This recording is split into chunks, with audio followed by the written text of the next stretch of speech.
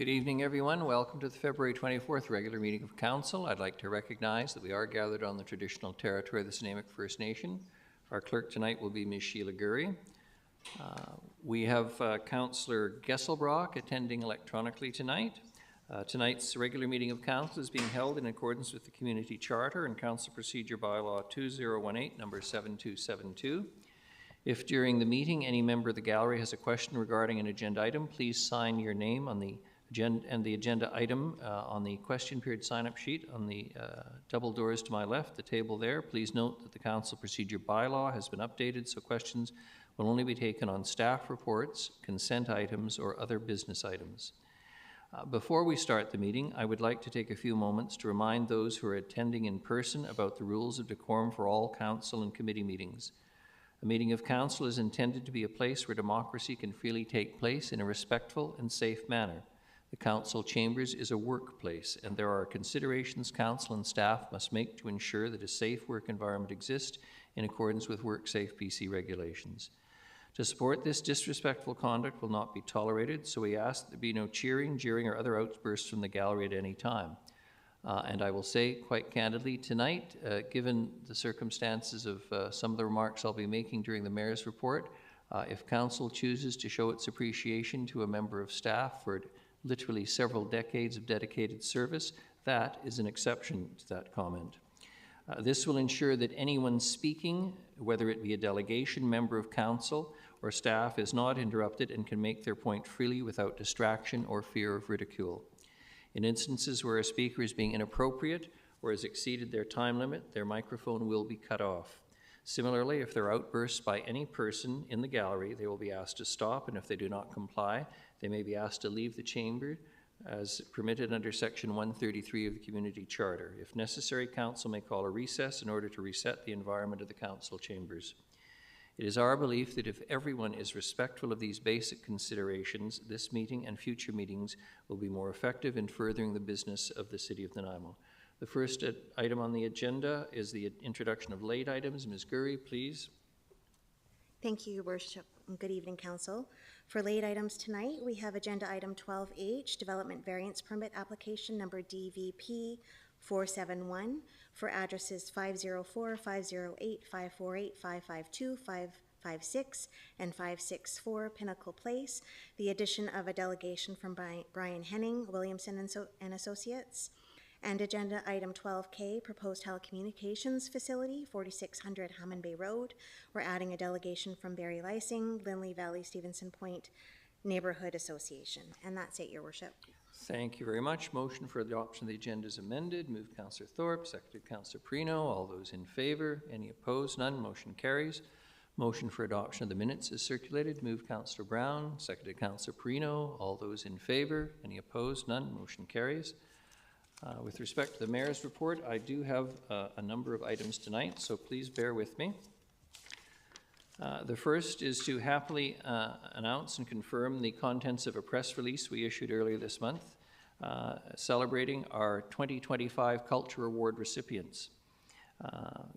Since 1998, the City has recognized local excellence and honors achievement in arts and culture through its annual Culture Awards event. 2025 Culture Award recipients will be honored at a free community event at the Port Theatre on the evening of Wednesday, April 16th. The public is invited to attend to help celebrate the achievements of these extraordinary individuals while enjoying an evening of free entertainment by Nanaimo's very own local talent. Tickets are available through the Port Theatre. And I'm happy to confirm that the Excellent in Culture Award 2025 is Joel Prévost. Joel is a master artist, teacher, mentor, cultural leader, and creator for over 25 years. He's contributed to the vibrancy of Nanaimo's cultural community, achieving regional and national recognition, and serving as a significant inspiration to others. The Honor in Culture Award 2025 is Doug Rosman. Doug's many years of service to the arts and culture, choral and theatre community have inspired countless voices, both young and old. As an educator, mentor, singer, and passionate advocate for the arts, Doug has been instrumental in the preservation of musical theatre and education in Nanaimo. For over 17 years, he has worked in Nanaimo School District as a music teacher, positively impacting countless thousands of young students and performers. The Honor in Culture Award 2025 is also Satya White. Her contribution through support, advocacy, promotion, knowledge, and interpretation of Nanaimo's arts, culture, and history is extraordinary. She has produced plays with countless local organizations, instrumental in providing a rich cultural experience throughout our community.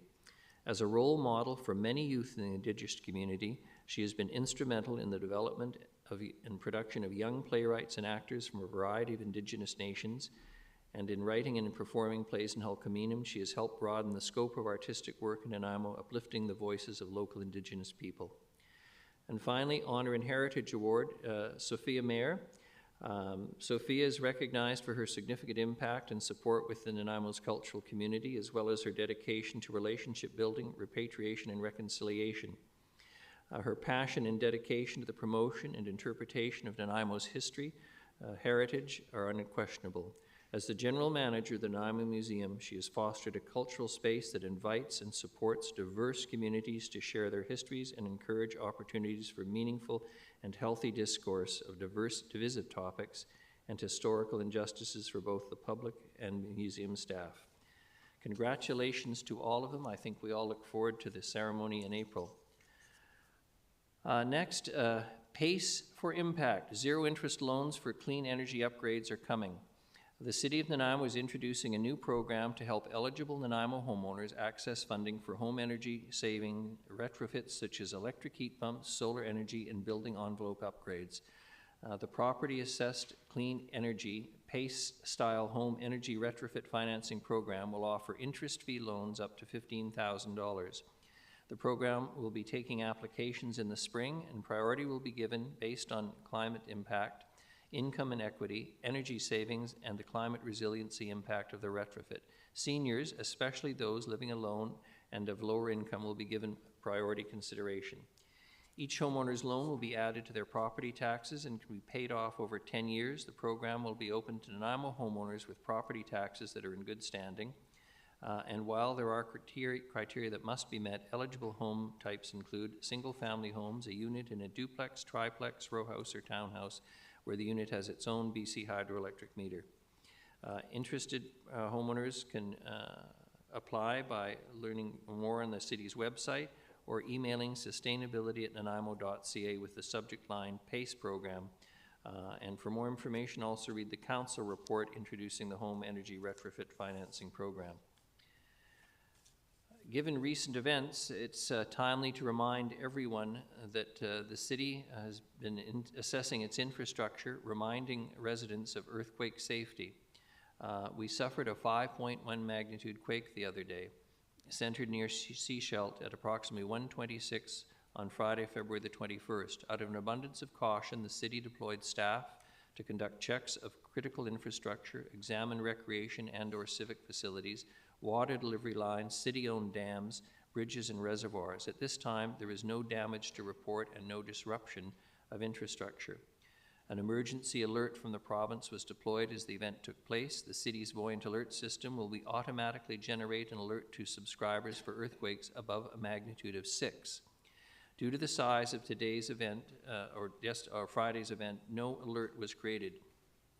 If there had been further safety-related issues in Nanaimo from the earthquake, the city would have issued an alert with instructions as a follow-up to the provincial alert. But again, a good reminder to have your earthquake kit in place and be prepared for the worst.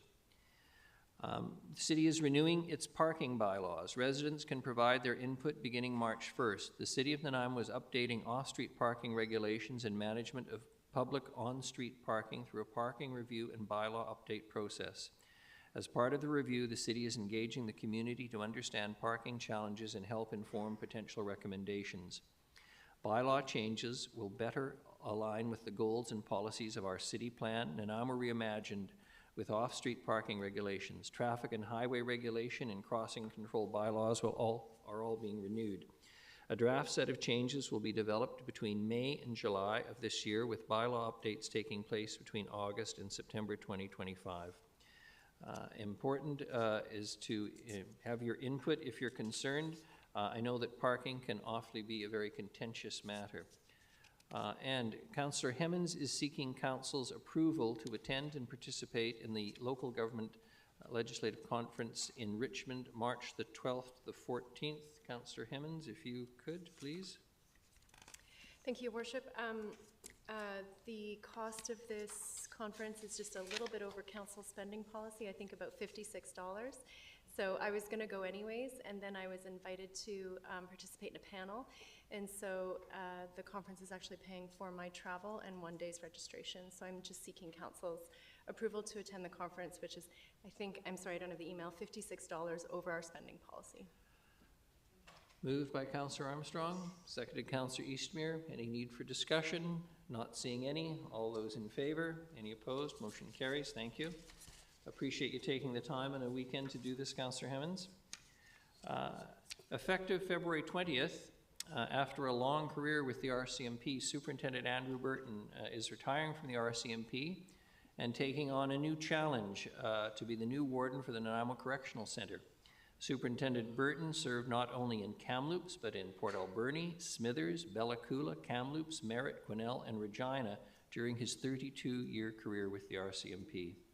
On behalf of Council and the citizens of Nanaimo, I want to thank him for his exceptional service, dedication, invaluable commitment, and leadership for keeping our community safe. His hard work has been commendable, and he will be missed. I certainly enjoyed working with Superintendent Burton. As many of you know, he stepped up to the plate when his predecessor, Superintendent Fletcher, suffered an injury that disabled her from working for the foreseeable future. I can happily report she is back at work in a different position, but Andy Burton stepped up and his work was truly appreciated, and we're grateful for it.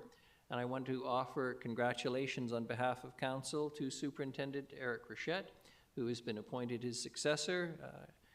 Superintendent Rochette has actually been living in Nanaimo for some time. He was running the Port Alberni detachment, and now he'll be running Nanaimo full-time. Oh, finally, this is the sad and happy part of the evening for many of us.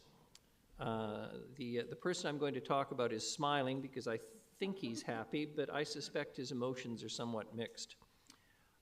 This Friday, February the 28th, will be the last working day for Richard Harding, General Manager of Community Services, Deputy CAO, as he embarks on a well-deserved retirement after 31-plus years with the city.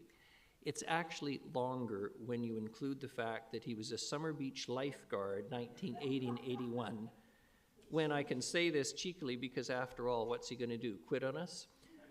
When he was slimmer and younger, although not quite as gray, and certainly hadn't established his incredible reputation as Mr. Fix-It, Mr. Make It Work, Mr. Go-To. He worked for the Coast Guard, returned to work as a lifeguard for the regional district way back, yes, folks, prior to amalgamation. My goodness. In 1991, he was a planner, hired for a one-week contract to do a short parking study. This turned into 2 weeks. We're not sure whether that was the fact he was, not working hard at it or just did such an excellent job that it took a full 2 weeks. He was hired to fill in for research tech and then awarded the position of Community Development Planner back in March of 1992.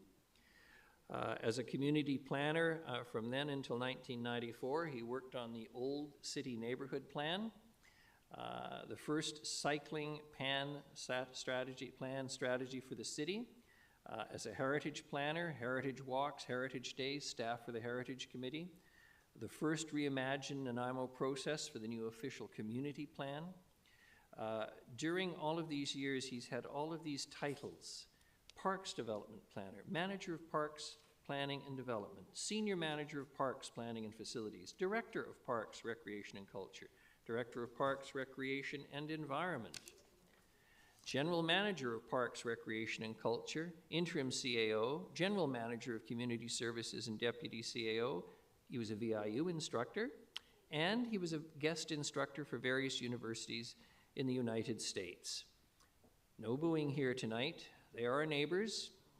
They are our neighbors, and Richard was very kind to go down and help them. Here are some of his remarkable achievements, and I have so much I could keep you here all night, but there are a number of things that are worth mentioning. In terms of city parks and plans, as I mentioned already, Nanaimo Reimagined, the official community plan, the Maffeo Sutton Master Plan, the Bevan Park Master Plan, the Parks Recreation and Culture Plan in '94, again, the Parks Recreation and Culture Master Plan in 2004, the Harewood Centennial Park Improvement Plan, the Sports Tourism Strategy, the Culture Master Plan, the Public Art Plan, the East Wellington Park Plan, the Sports Field Strategy, Stadium District Park Plan, Buttertubs Marsh West Plant Management Plan, Loudon Park Improvement Plan, Horticultural Strategy, the Neck Point Master Plan, Sports Field Strategy, Trail Implementation Plan, Trail Standards, Park Classification System, the Youth Resiliency Strategy. No wonder he wants to retire. I'm tired just reading all of it. Now, one of the many highlights, and I'm going to try and be reserved here when I say this and not go over the top, but as he might remind you in those few moments when he's not his modest self,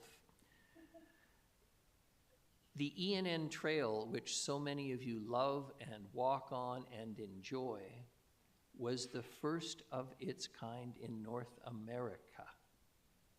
The first time someone had secured the building of a public trail along a rail line. And it happened here in little old Nanaimo because of Richard Harding. Now I gotta tell you, his mother's still alive. I knew his father well.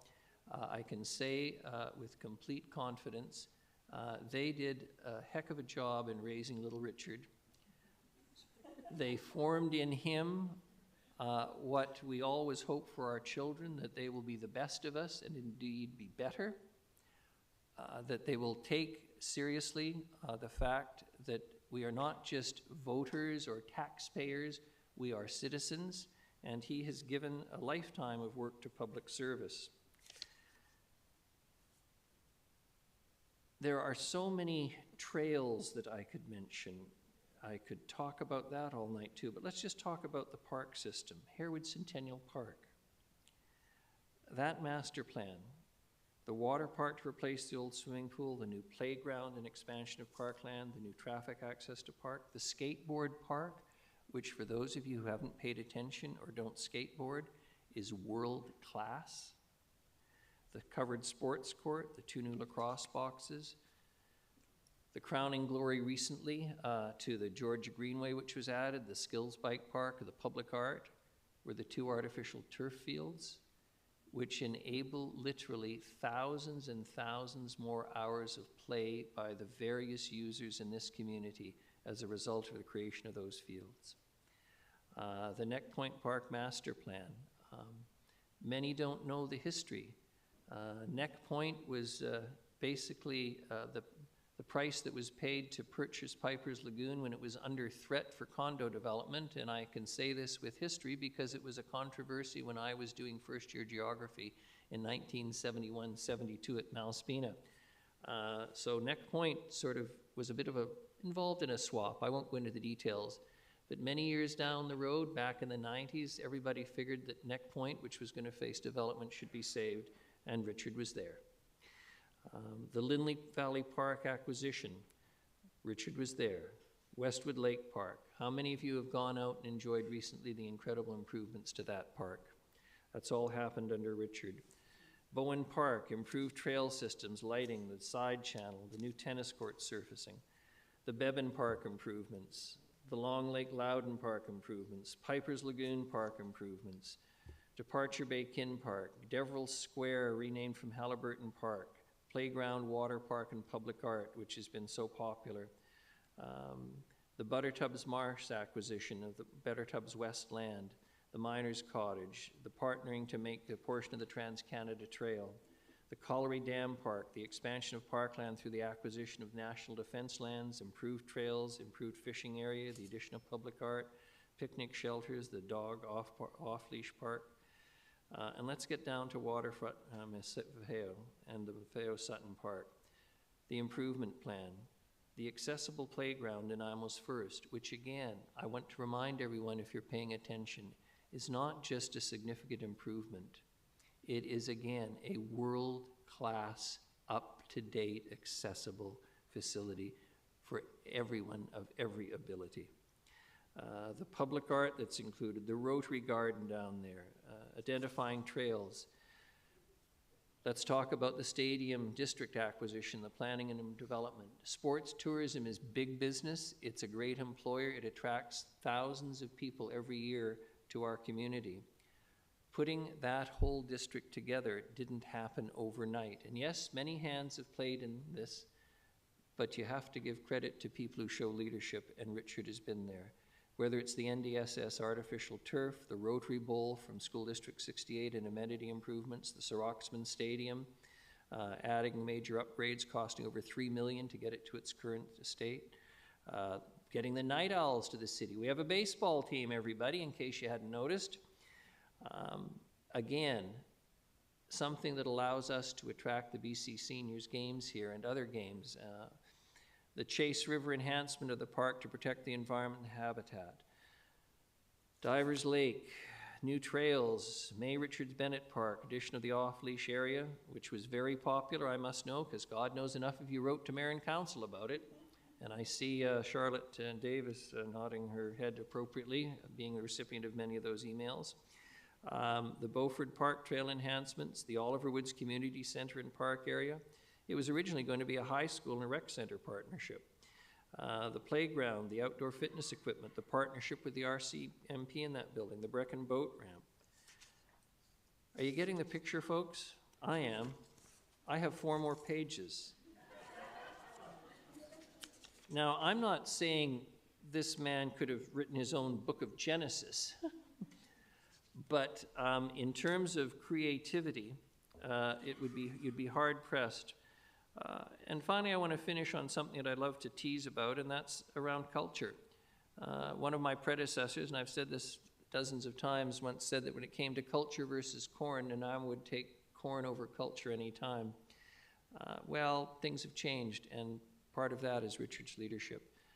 Development of the Culture Master Plan, the Public Art Plan and Strategy, the Cultural Capital Award in 2008, the co-management agreement framework for the Port Theatre, Nanaimo Museum, and the Nanaimo Art Gallery, facilitating the art gallery getting into 150 Commercial Street, which I think is one of the best things that's ever happened, helping get the Vancouver Island Military Museum into the old Centennial Museum building when there was talk of tearing down that structure that was built by donation and one of our leading architects of the day to celebrate Canada's centennial as a nation in 1967. The obtaining of the promotion of cultural events and grants, and finally, the installation of the EJU's art piece to the conference center. He also worked hard to integrate recreation and health services, removing participation barriers. We are a much more accessible community for a whole bunch of folks who otherwise would have been, if I can say, observers and not participants. Worked with local physicians installing benches for the Orange Bench program in key locations in the city. Worked with local doctors and healthcare professionals to integrate recreation into prescriptions for health, the development of the Youth Health Hub at the Nanaimo Aquatic Center. Worked with VIU, School District 68 in the city for prescription for health program, the rec prescription / social programming. Major projects. I think I've covered a number of them, and I don't wish to repeat myself and go on all night. After all, Richard's hoping to have a long retirement, not to be shortened by what I have to say.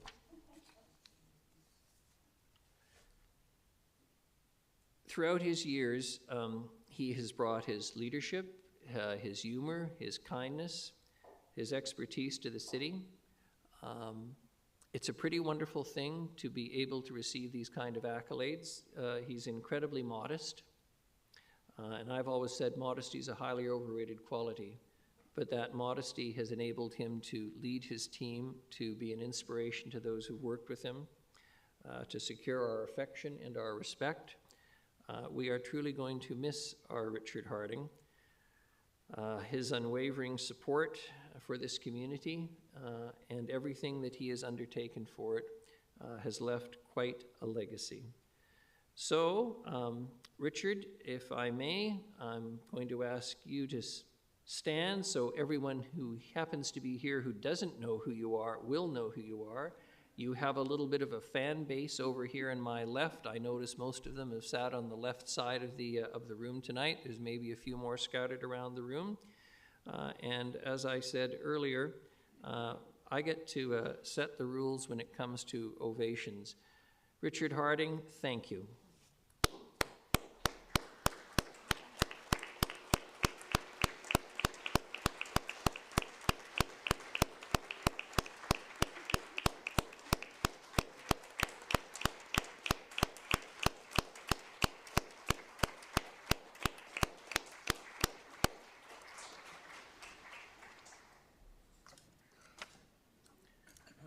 There will be an opportunity to do some presentations at some point in the near future.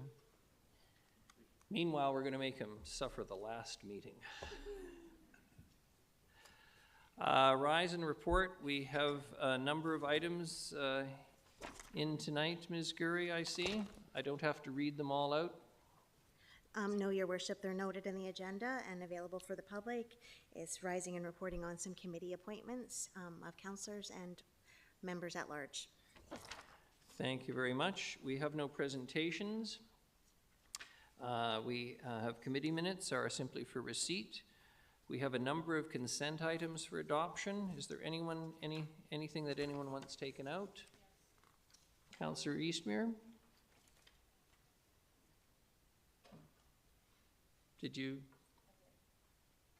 Councillor Brown's in front of me. Thank you. I'd like to remove item 10A1.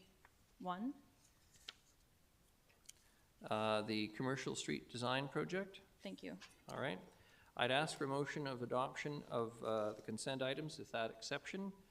Moved Councillor Hemmens, seconded Councillor Brown. All those in favor? Any opposed? None. Motion carries. Councillor Eastmere? Thank you. I voted against this item during our finance meeting. The reason being that I am not convinced of the new timeline, especially for the Albert Street to Terminal Ave section. I don't feel I have adequate data or community insight to advance or even pretend to consider advancing that project to 2026 at this point. And it's not just about the budget for me at this point. I need to know that we have a clear vision for why the phasing is what it is. It's not just about money. It needs to be about the vision for that entire area. So for that reason, I'm not in favor. Thank you. Councillor Armstrong? You're on, you're off? No, I'm back on. I actually agree with Councillor Eastmere. I think I'd like to see there's new businesses down there that weren't part of the initial consulting, is what I've been hearing. I've spoken to different businesses that are really have been impacted, and I think I'd like to have more dialogue with the impacted business, not just the DNVA, but actual businesses that want to be there, to get more information as to where they see the project going and the timeline. Thank you. Thank you. Councillor Hemmens? Any further speakers? Your Worship, because this was pulled out before the motion for the remainder of the consent, we would need a motion now for this to be on the floor. All right. Someone going to move it? Councillor Thorpe? Seconded Councillor Armstrong to put it on the floor for debate. Any further discussion on this? All those in favor?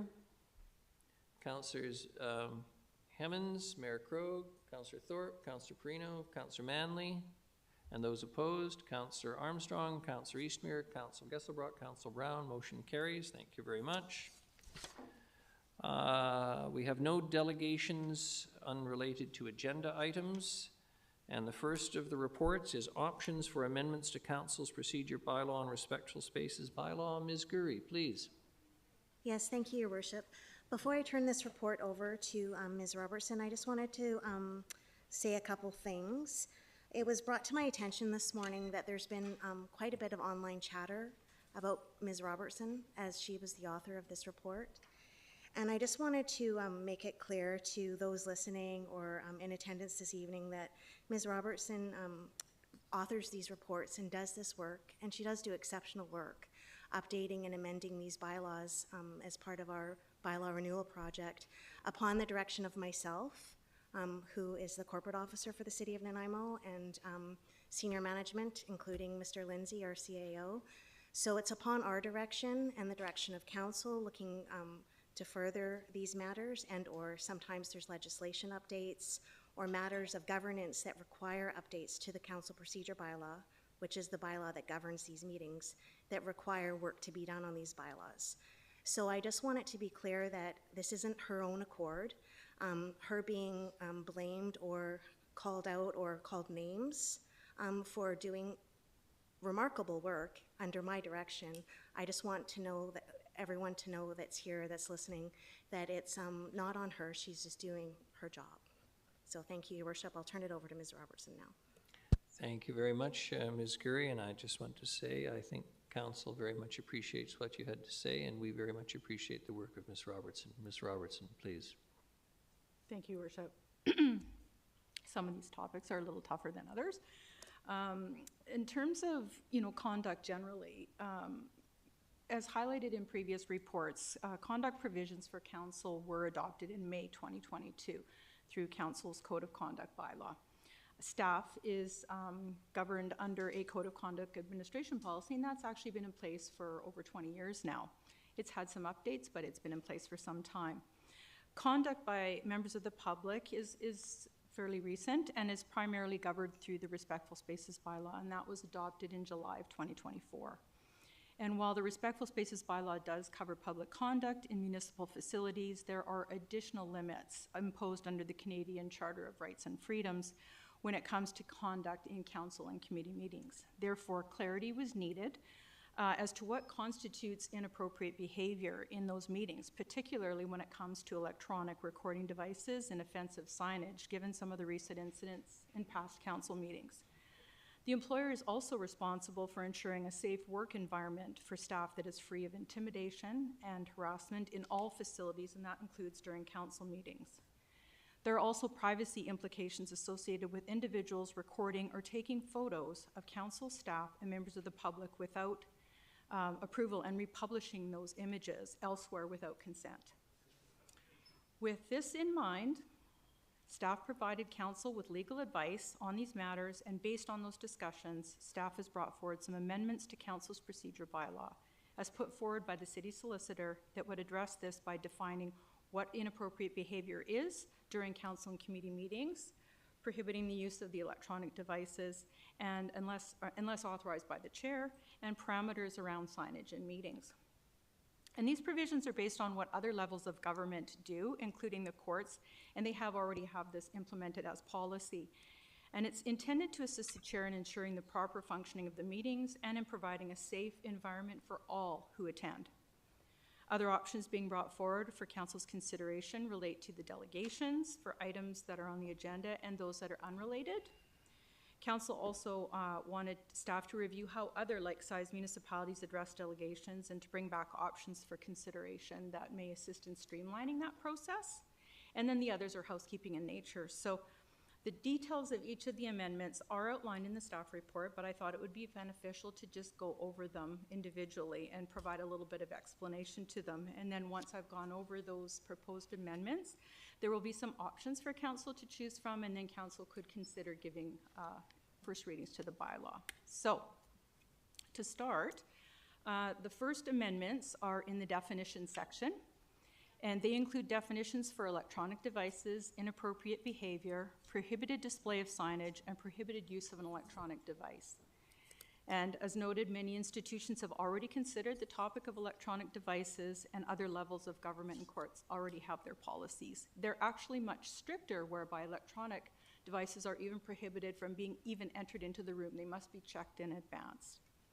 The intent of the provisions before council tonight is simply to ensure the orderly conduct of council proceedings and city business, so that council members and staff can do their jobs without undue distraction and interference, but also provide for exceptions in cases where appropriate, such as award ceremonies or freedom of the city.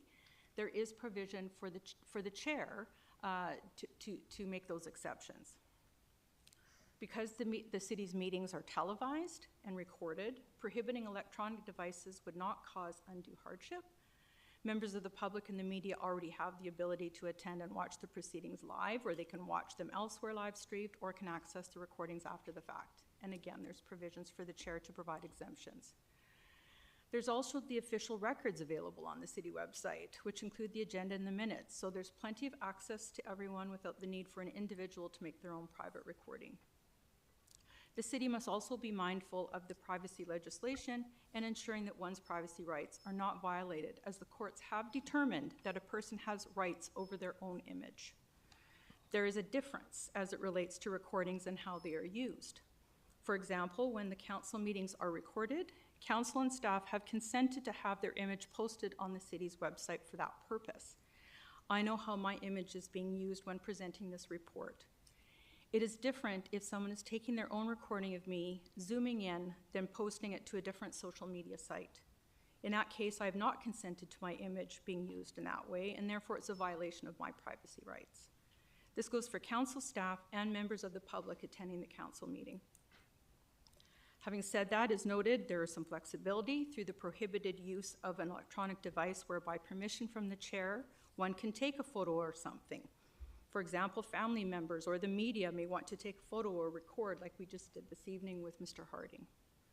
So to sum up this section, the focus is really on ensuring there is proper functioning of council meetings and striking a balance between an individual's right to privacy while ensuring people still have access to attend council meetings or view them through live stream or through recordings after the fact. And that sums up sort of that definition section. So unless council has any questions on those definition provisions, the next thing I would move to would be question period under section 9.5. Councillor Eastmere has a question. I have a question about whether this chamber is considered public property. Is the council chamber considered public property? That's an interesting question. In what respect? Well, public or private? Well, Public. public. It's public property? I can't answer that question. I thought we sir. I had, don't know. sorry, I'm sorry. I thought that we had legal representation available to answer questions. She's available if she's needed. So Just ask staff, could you see if Ms. Dubinsky is online? And if you are there, Ms. Dubinsky, would you be able to answer that question? And that is the council chambers considered a public building? Is this a public or private building? Hi, I'm here. Are you able to hear me? Yes, thank you. Okay. I think it really depends on the context in which the question is being asked. There's different definitions of what public means in different times and circumstances. If there's more information behind the question that you could provide, I think that might be helpful. Public space exists on a spectrum, and so people think sometimes of a mall as a public space. It's a space that people generally are able to attend, but at the same time, there's private space within that, and there is the ability of an owner of a mall to have people removed from that space. So it's a little bit difficult in sort of the abstract to say whether the municipal facilities count as quote unquote public space in a general context. So for context, my understanding, and I could absolutely be wrong about this, but my understanding is that there's nothing in our criminal law that makes it illegal to take photos or video in a public place. You can't be a nuisance, you can't damage property, you can't obstruct police, and you can't use that material to defame people, but you have a charter right to take photos or record video, and this is protected under freedom of expression in Section 2B of the Charter. Because photography and videography are inherently expressive activities and are thus charter protected. And this especially extends to journalists' right to do their job, and I know that we're not looking to prohibit that, but we are looking at adding another layer for them to need permission to be able to do that, and as well for members of the public. So that's where my question comes from.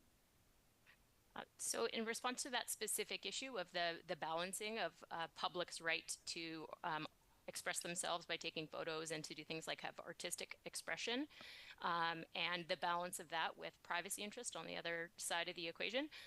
There is actually Supreme Court of Canada case law that deals with that issue, where the Supreme Court upheld an individual's right to privacy means their ability to control their own image. And so taking of their photograph without their consent and subsequently publishing it, even for an artistic purpose, was held to be a violation of their privacy rights. And so in the context of that balancing, in that circumstance, certainly there's authority for the privacy right outweighing what otherwise would be the right to expression and right to artistic expression. And can you clarify what decision that was and what year that was? The decision is from 1998, and it was the citation for the decision is 1998 1 RCS. You can find it on CanLII at 1998 CanLII 817 SCC.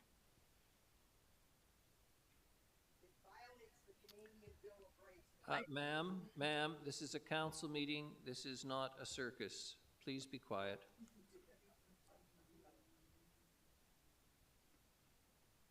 Okay, I appreciate that information. I'll let others ask questions. Councillor Armstrong? Thank you. And I guess I'm looking at it from a different perspective, because from a police perspective and a criminal code perspective, this would be deemed a public place because the public has a right to enter here. They've been asked to enter here.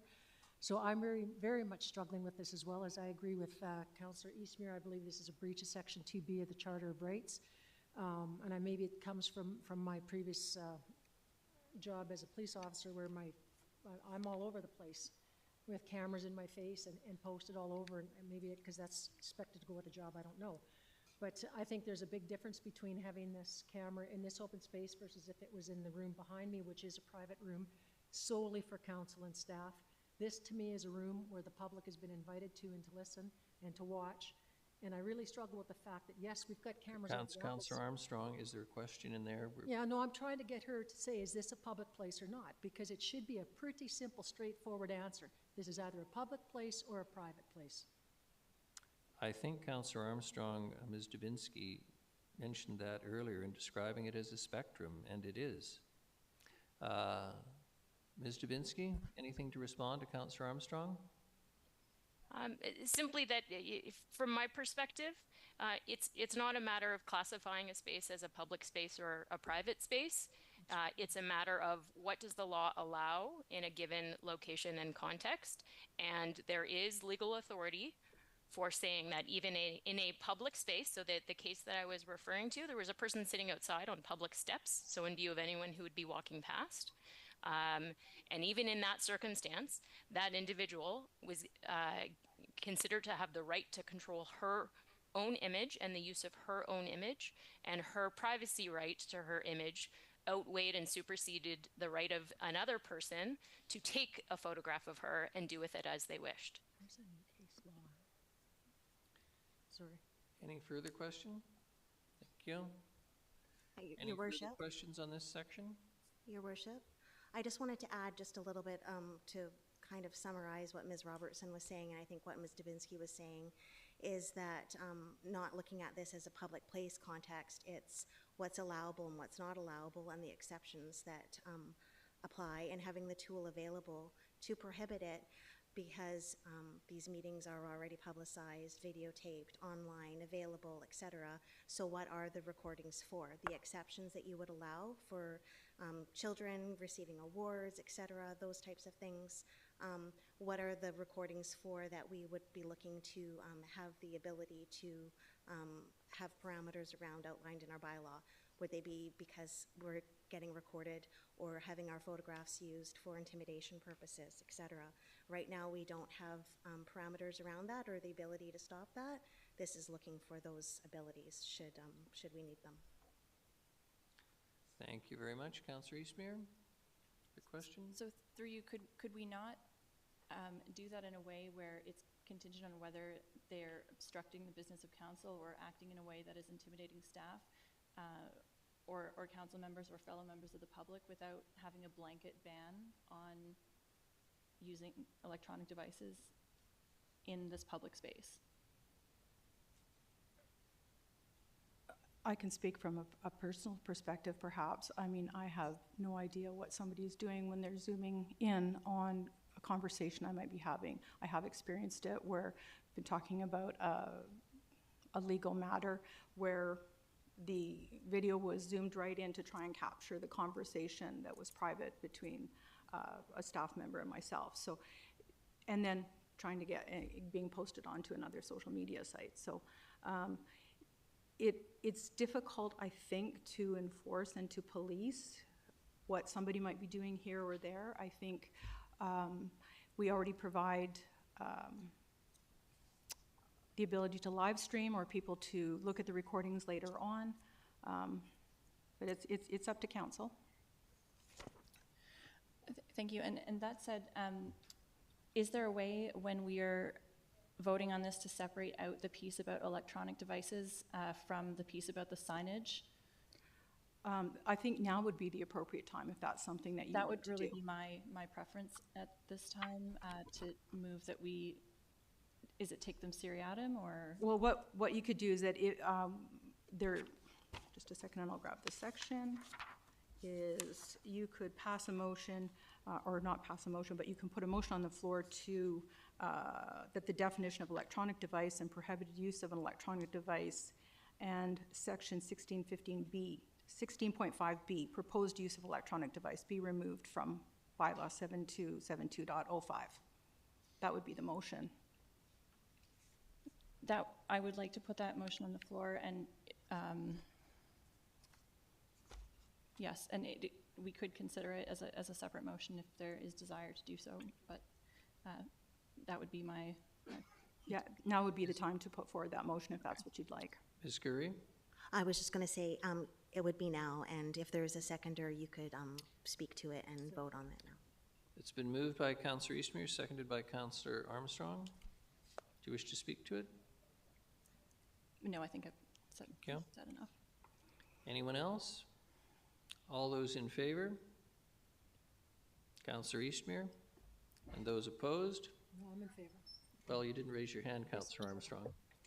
Councillor Armstrong and Councillor Eastmere are in favor. Those opposed, Councillor Hemmons, Mayor Krogh, Councillor Thorpe, Councillor Perino, Councillor Brown, Councillor Manley, and Councillor Gesselbrock. Motion is defeated. Thank you. Ms. Robertson, on to the next section. The next section is 9.5, which is question period for committees that do not consist of all members of council. And subsection 9.5 proposes to eliminate question period for committees that don't consist of all members of council, such as the Advisory Committee on Accessibility and Inclusivity. These committees have no decision-making power, and the members of the public appointed to these committees may be unfamiliar with local government legislation and protocol. And so it's recommended to keep question period for council meetings and committee meetings that consist of all members of council, such as Finance and Audit or Governance and Priorities Committee. Section 13, which is the presentations portion. This is a new provision which helps to clarify what constitutes a presentation. They're different from delegations in that a presenter is invited by council or staff. Typically, presenters are consultants coming to council to present their findings, or if council wishes to invite a guest speaker. And so it would be challenging to assign a time limit to presenters because it would be topic dependent. This provision does not extend to committees. Should a committee wish to have a presenter at their meetings on a specific topic other than a staff member, these requests would need to be approved by council, particularly as there may be budget implications. Committees also don't have the authority to request an individual to be a delegation. The corporate officer is the person who has that delegated authority through the bylaw. And so their job is to screen those delegations, and therefore it's appropriate for Ms. Gurry to be the individual to vet those requests. The next section relates to inappropriate behavior, and this section adds that the inappropriate behavior provisions... Sorry, Ms., just to be clear, Ms. Robertson, okay. no questions of anyone at this point? Okay. Thank you. Please. Okay, so previously it was only found in the Respectful Spaces bylaw, the definition for inappropriate behavior. So by having it within the council procedure bylaw, one can just look to one bylaw for anything governing council or committee meetings. It's kind of like what we might get confused with the Local Government Act and the Community Charter, you're going back and forth. This would keep it very clear and concise that anything to do with council and committee meetings would be in the council procedure bylaw. Public spaces would be the respectful spaces bylaw. So if there's no questions on that part, the next relates to delegations. And staff just revamped this section to make it flow easier, so it's been arranged into 5 subsections, which is screening delegations, and that outlines the process. The delegations not permitted, and that is to clarify the topics that are not permitted. Then the section where it's delegations pertaining to council agenda items and delegations not pertaining to council agenda items, and finally the rules. So the clauses remain the same. They weren't changed. They were just sort of grouped in those subsections with the exception of a couple. And for section 19.1 F and J, delegations that have spoken to council on the same topic previously. And this is, we've expanded the parameters for refusing that if they've already spoken to council and no new information is provided. So that provision is already there. But, you know, sometimes the applicant will change a word or two. I think in this case, that applicant should be required to prove to the corporate officer's satisfaction that the new information is substantive to warrant another delegation on the same topic. If they're still refused, though, there's a provision in there where the individual can certainly appeal the decision to council. And just to be clear, this is for items not related to agenda items. This does not apply to items that are on the agenda. It also doesn't apply to topics where you're having input on the public multiple times, such as the budget. So it doesn't apply to that either. If the situation arises for a delegation to a committee meeting that they keep wanting to come back through section 19.1J, the corporate officer would offer the applicant an opportunity to apply as a delegation to a council meeting instead. So I don't know if council has any questions on that section. Not seeing any. The next is about Weekend reading. Okay, sorry. The next is election campaigning and matters contrary to city policy. I was thinking some years ago this policy was in there, but many of the procedure bylaws that I looked at has a provision in there to prevent an individual to be a delegation around an election-related issue or to campaign. And so local governments must remain neutral on election-related issues, so it's recommended just to include that provision in there, so it's clear to anyone who's inquiring. And also that delegations to matters that are contrary to city policy or legislative requirements. In that case, it's recommended that these requests be addressed to mayor and council, and through the correspondence provisions. Should a council member be interested in bringing this forward for debate at a council table, they can certainly request that that correspondence be added to the council agenda at any time. Section 19.6, which is the option for limiting the time for multiple delegations on the same topic. So council had inquired about the impact that sometimes the same topic, repetitive, it goes long into the evening, and how that might affect council's decision-making on other topics. So staff conducted a survey of the comparator municipalities with same-size population and found that only 2 actually had no limits. The others ranged from a limit of 2 per meeting to a maximum of 6, and the average being about 3 or 4 delegations were all that were allowed. With the recent changes in the provincial housing legislation, there are already now more limited opportunities for members of the public to comment on things, particularly development applications. And if a limit's imposed, there is a chance that delegations could get stacked quickly on a topic of interest in the community. So staff didn't bring forward any options to limit the number of delegations pertaining to agenda items.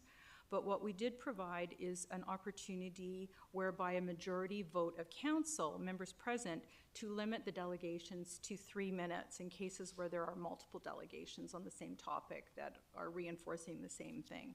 And this same opportunity already exists for public hearings. So staff would be seeking a motion to either add a section 19.6C to give council the option to reduce the time limit from 5 minutes to 3 minutes, and that would be option 1, or to retain the status quo of unlimited delegations with 5-minute time limit for all as outlined below, and that would be option 2, which is the status quo. So I'd be looking for council's direction on that. Councillor Hemmons. Thank you, Your Worship. Just a clarifying question through you. So if we decide option 1 here, that isn't automatic. That is, if we look at the gallery and we see we have 50 delegations, we're going to say, let's please keep it to 3 minutes, otherwise we'll be here till 1 in the morning. Yes. But it's not something that is exercised immediately. It is just something that we can opt to do. Correct. Okay, Your Worship, if there's no others, I will move option 1, please. Seconded, Councillor Thorpe. Discussion on this? I think this is wholly reasonable, particularly in light of public hearings no longer allowed. If we have a gallery and we want to give everyone an opportunity to speak, it makes sense to limit it to 3 minutes. Thank you. All those in favor? And any opposed? None. Motion carries. Thank you. The next section is 19.8, which is delegation submission deadlines. And this is really housekeeping in nature in that the bylaw currently allows delegation requests for items not related to agenda items up until 11 a.m. on the Friday before the meeting, or in the case of a committee, 11 a.m. the day before the meeting. And so with this tight time frame, it makes it challenging to review the requests, and also it makes it mandatory addendum be prepared.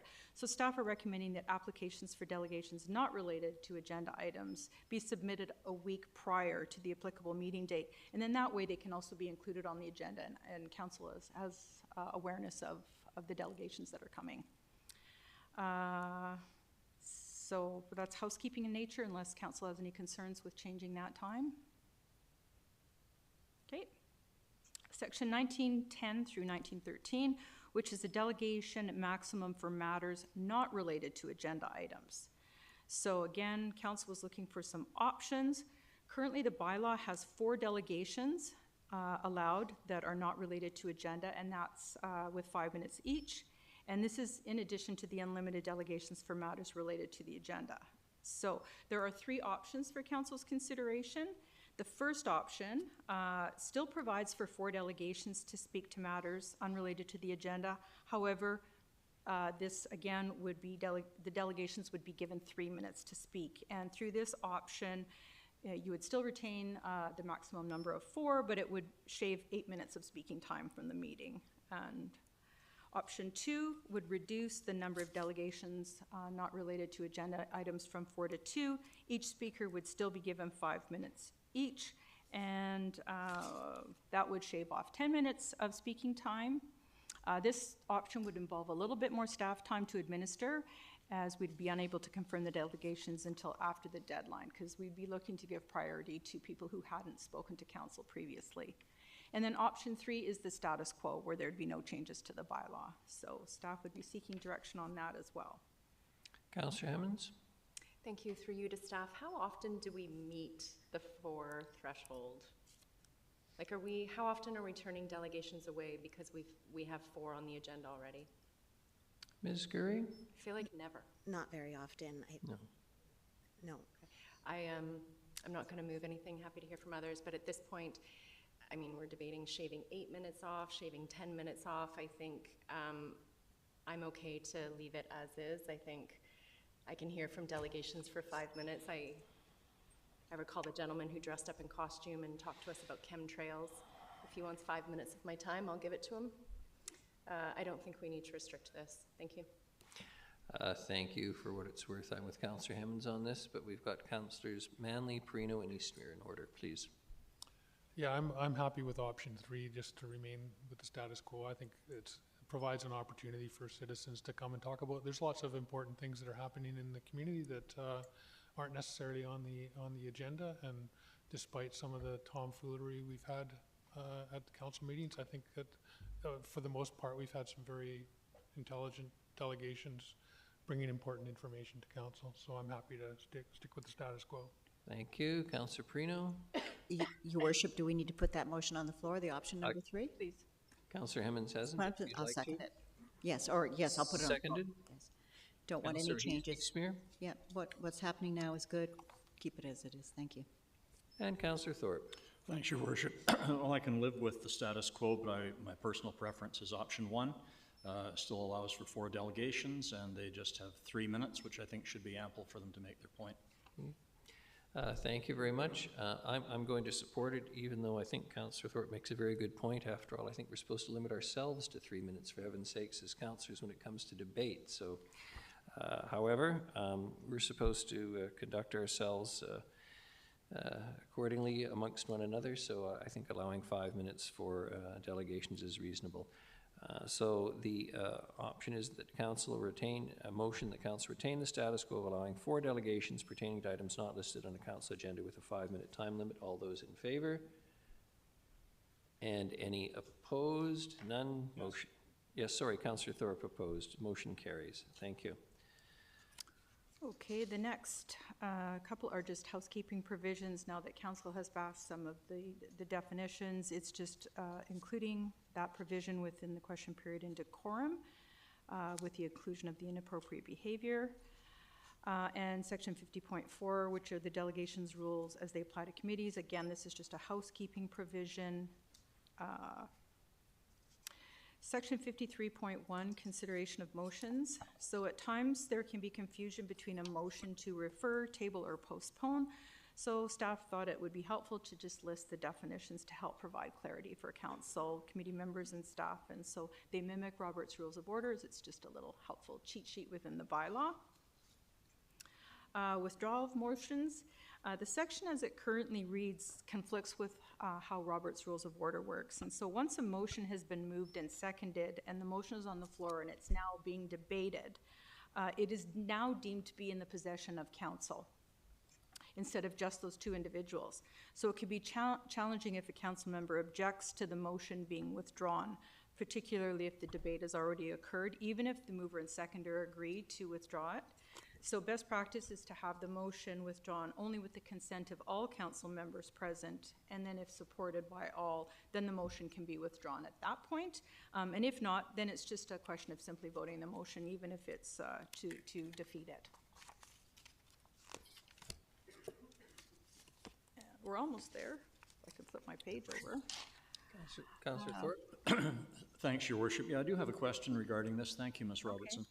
I guess I'm a little bit puzzled by the reference to Robert's Rules of Order and how certain things conflict with Robert's Rules of Order. My understanding was that we govern our proceedings by our procedure bylaw and only turn to Robert's Rules if an item is not specifically covered in our procedures. So I don't understand the concern about a conflict with Robert's Rules when they, in fact, don't take precedent. You are correct, yes. We only go to Robert's Rules in the absence of council procedure bylaw. However, it's common practice in many municipalities to follow the practice of Robert's Rules when it comes to putting motions on the floor and withdrawing them. So for example, I had attended a meeting and the motion was put forward on the floor, it was seconded, and it was debated for some time. And then the mover wanted to withdraw it, the seconder wanted to, but other council members will know we've debated this motion, I'd like to see this through. So it just prevents that kind of a scenario. So instead, it would be preferable to have all council members agree to withdrawing. And if they do, that's fine, but if not, because there's been debate already on the motion, but if council would like to keep it the way it is, that's fine as well. No, I certainly have no problem with the recommendation. I was just curious about the reasoning behind it. Thank you. Poor terminology on my part, sorry. No. Thank you. The last portion is really the prohibited display of signage, and that the appendix identifies the parameters for displaying signage in council and committee meetings, and that includes task forces, the Board of Variance, and the Parcel Tax Review Panel. And the focus of these provisions is not to prohibit signage, but simply to outline sort of what would be disorderly conduct of a sign whereby it's blocking someone's view, dangerous, blocking the audio or video equipment, or depicts graphic violence. So also signage must not be left unattended or affixed to any walls, furniture, or equipment. But again, it is not prohibiting signs. It's just putting some parameters around them. Councillor Brown?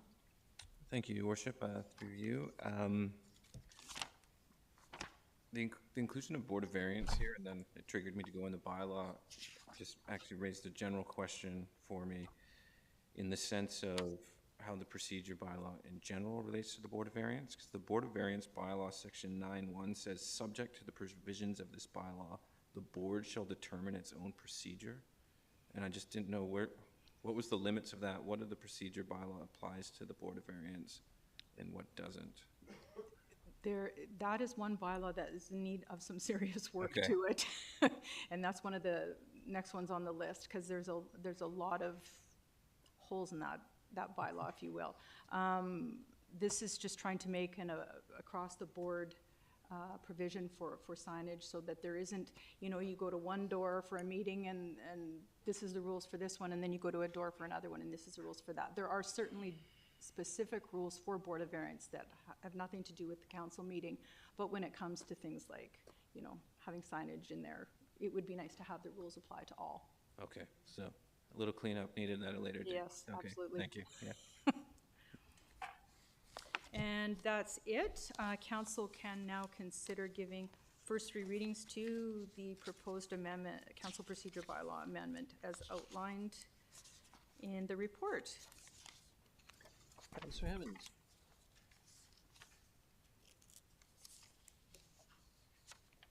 I move that council procedure bylaw amendment, bylaw 2025, number 7272.05, a bylaw to include provisions associated with delegations, inappropriate behavior, electronic devices, and signs in council and committee meetings, and minor housekeeping amendments pass first reading. Seconded, Councillor Thorpe. All those in favor? Any opposed? Councillor Armstrong, you're opposed. Councillor Eastman, you're opposed. Thank you. Motion carries. Councillor Hemmons. I move that the bylaw pass second reading. Seconded, Councillor Thorpe. Any discussion? Councillor Eastmere.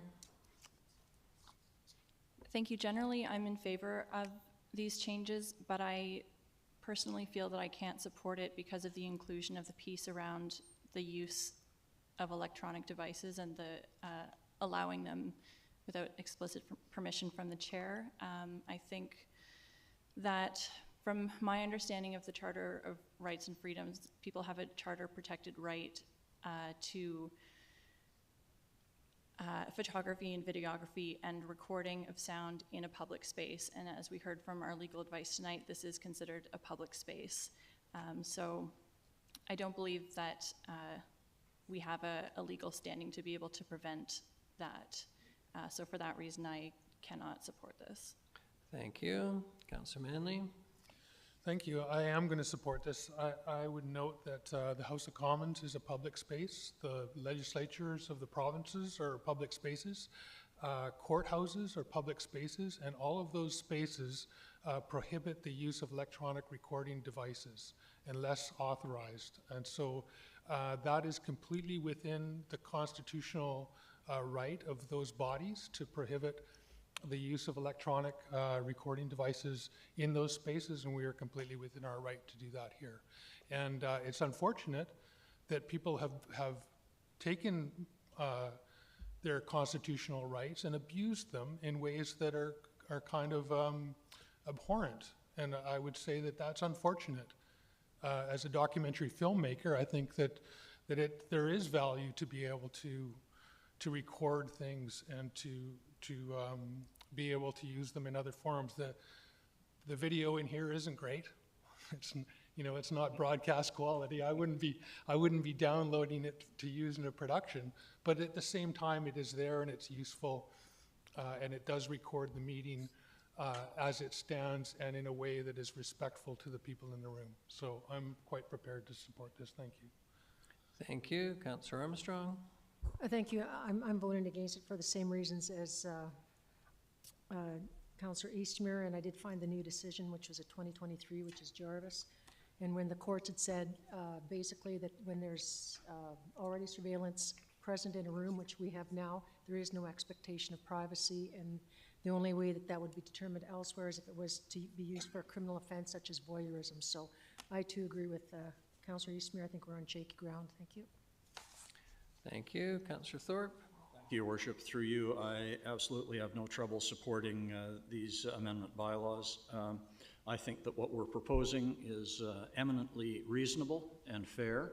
and unfortunately, I also think necessary to the best conduct and best deportment for these meetings as we move forward. And I really take to heart and appreciate the comments of Councillor Manley regarding the rules within the BC Legislature and the House of Commons. So I see no problem at all in us adopting a similar type of restriction on recordings. Thank you. Thank you very much. Whenever we have a crowd in this meeting room, I read out, "A meeting of council is intended to be a place where democracy can freely take place in a respectful and safe manner. The council chambers is a workplace, and there are considerations council and staff must make to ensure that a safe work environment exists in accordance with WorkSafe BC regulations." I am not about to support the concept that the staff who work here are in the same position as the politicians who chose to run for public office. I never expected to be treated kindly. I expected to be the subject of public abuse, and one of the reasons I stay off social media is because I have no interest in what people who rely on social media for their information about the public have to say. Having said that, the concept that people come into this chamber when it is publicly recorded and open to journalists and open for them to attend and watch the proceeding and stay for the whole proceeding and listen to everything that says is, from my perspective, more than sufficient to guarantee that democracy takes place in this chamber, and that is a much abused and used word, democracy, is more than sufficient to ensure that it continues. Again, the concept that we would allow people to take images of our staff, let alone us for that matter, as the elected representatives of this city, sitting around this table is frankly, to me, abhorrent. So I have no trouble whatsoever in supporting this bylaw.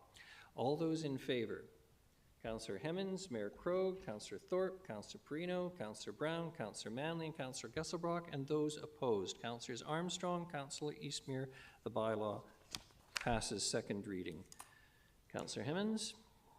I move that the bylaw pass third reading. Seconded, Councillor Thorpe. All those in favor: Councillor Hemmens, Mayor Krogh, Councillor Thorpe, Councillor Perino, Councillor Brown, Councillor Manley, Councillor Gesselbrock. Those opposed: Councillor Armstrong, Councillor Eastmere. Bylaw carries. The next item is Bylaw Notice Enforcement Amendment Bylaw Short-Term Rental Fines. Your Worship, there's still one more through this report. Sorry, which yes, is just- pardon me. Sorry, They're the sorry. housekeeping amendment. Respectful spaces. Yeah, and that's the same provisions included in there. Interestingly, it's already a violation on the Public Code of Conduct for taking the photographs, et cetera, but it was recommended for clarity purposes to add that electronic devices definition within it, and also the inappropriate behavior definition. And also the Director of Police Services requested that the detachment be added as a municipal facility for the purposes of the bylaw, because they do have municipal employees that support the RCMP there. So those are housekeeping amendments proposed to add the municipal employees that support the RCMP to the definition, and to remove the clauses referencing council and committee proceedings, as they will now be governed through the council procedure bylaw. So staff would be looking for council to give 3 readings to that amendment. Thank you very much. Councillor Hemmens. Thank you. I move that Respectful Spaces Amendment Bylaw 2025, number 7381.01, a bylaw to include electronic devices and other housekeeping amendments, pass first reading. Seconded, Councillor Perino. All those in favor? Any opposed? Councillors Armstrong and Eastmere opposed. Motion carries. Councillor Hemmens. Thank you. I move that the bylaw pass second reading. Seconded, Councillor Thorpe. Any discussion? All those in favor? Any opposed? Councillors Armstrong and Eastmere. Motion carries. And I move that the bylaw pass third reading. Seconded, Councillor Perino. All those in favor? Any opposed? Councillor Eastmere only. Thank you. We are now on to Bylaw Notice Enforcement Amendment Bylaw Short-Term Rental Fines. I will be absenting myself. I have a relative runs a B&B. And Councillor Perino, Councillor Hemmens, please, if you can assume the chair. I'll just keep going.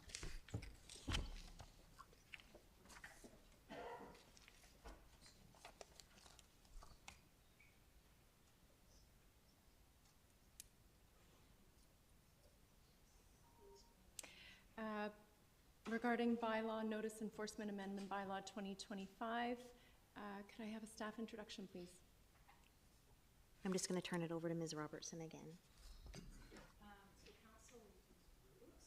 Council recently adopted business license amendment bylaw 731802 and zoning amendment 4500-233 to accommodate the province's short-term rental regulations. And so with those bylaws now adopted, an amendment is required to the bylaw notice enforcement bylaw in order to assign fines associated with those short-term rental provisions. So unless council has any questions, staff will be seeking motions to give the bylaw its first 3 readings. Thank you. Questions or comments for staff? Seeing none, Councillor Thorpe, could I ask you to read the bylaw, please? Yes. Right. Microphone. Thank you. Thank you, Chair. I'll move that bylaw notice enforcement amendment bylaw 2025 number 7159.23, a bylaw to assign fines associated with short-term rental violations, pass first reading. Is there a seconder? Councillor Eastmere. All those in favor? Those opposed? I note Councillor Armstrong and Councillor Brown opposed. That passes. And I'll move that the bylaw pass second reading. Is there a seconder?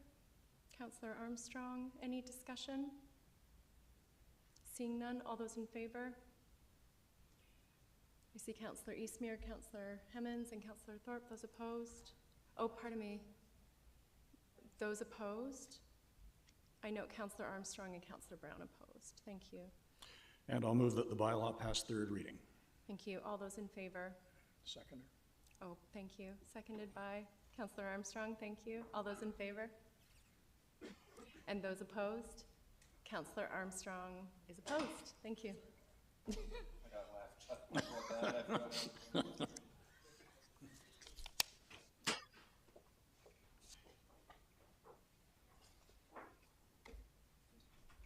There's one more.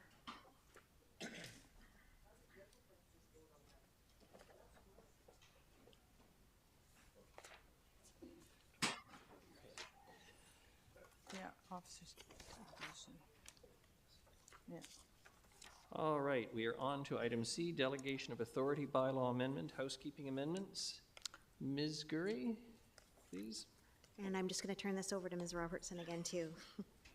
Thank you. Ms. Robertson. Last bylaw. So through the officer's designation and delegation of authority bylaw, council can grant authority to specific staff to deal with more routine responsibilities. And these authorities are specific to position descriptions. So when vacancies occur and responsibilities are delegated to different staff people, or when there are title changes, the delegation of authority bylaw must also be updated to reflect those changes. So since 2024, there have been a few staff changes due to retirement and a department restructure. So staff are seeking council's authority to support amending the bylaw to address the position title changes as outlined in the staff report. Councillor Brown. Thanks, Your Worship. I just have a question. Is there a way to structure this so you don't always have to update it when positions change? Unfortunately not. Okay. I asked. Okay. I did. They are very specific, and particularly because you are granting authority that's normally done by council, so it's treated very seriously. Okay, thank you. A reasonable question, Councillor Brown, as always. Councillor Hemmons, please. Thank you, Your Worship. I move that officer designation and delegation of authority bylaw 2025, number 7353.03, a housekeeping amendment to address staff title changes, pass first reading. Seconded, Councillor Thorpe. All those in favor? Any opposed? None. I move that the bylaw pass second reading. Seconded, Councillor Thorpe. Any discussion? Not seeing any. All those in favor? Any opposed? None. And I move that the bylaw pass third reading. Seconded, Councillor Perino. All those in favor? Any opposed? None. Motion carries. The next is the Public Works Yard Updates Project, options for next steps. Mr. Sims, please. Ms. Robertson, thank you very much. Thanks, Your Worship. Good evening, Council. So this report is in response to your meeting of December the 2nd of last year, where you requested that we report back on various approaches or alternative approaches to complete the Public Works Yard. And the report in front of you considers the so-called highest priority uses in one project option, the $90 million at that time for the two buildings, the crew and admin building and the fleet maintenance facility. So that the project does remain focused on creating a functional place for city crews to work out of as they deliver services to the community. There's, you know, the existing facility, as council is well aware, is inadequate to report or to support 110,000 people. The report provides some context around the rationale for the decisions that led up to the long-term borrowing, and that is that the 20-year investment plan that council adopted a number of years ago noted that we had a $1 billion funding gap over that 20 years and had a plan to address that. That included public works yard building, or public works yard updates, and many of the other major capital projects, the South End Community Center, the RCMP, all be funded through long-term borrowing, and that would help preserve the funding strategy to fund the infrastructure gap that is in front of us.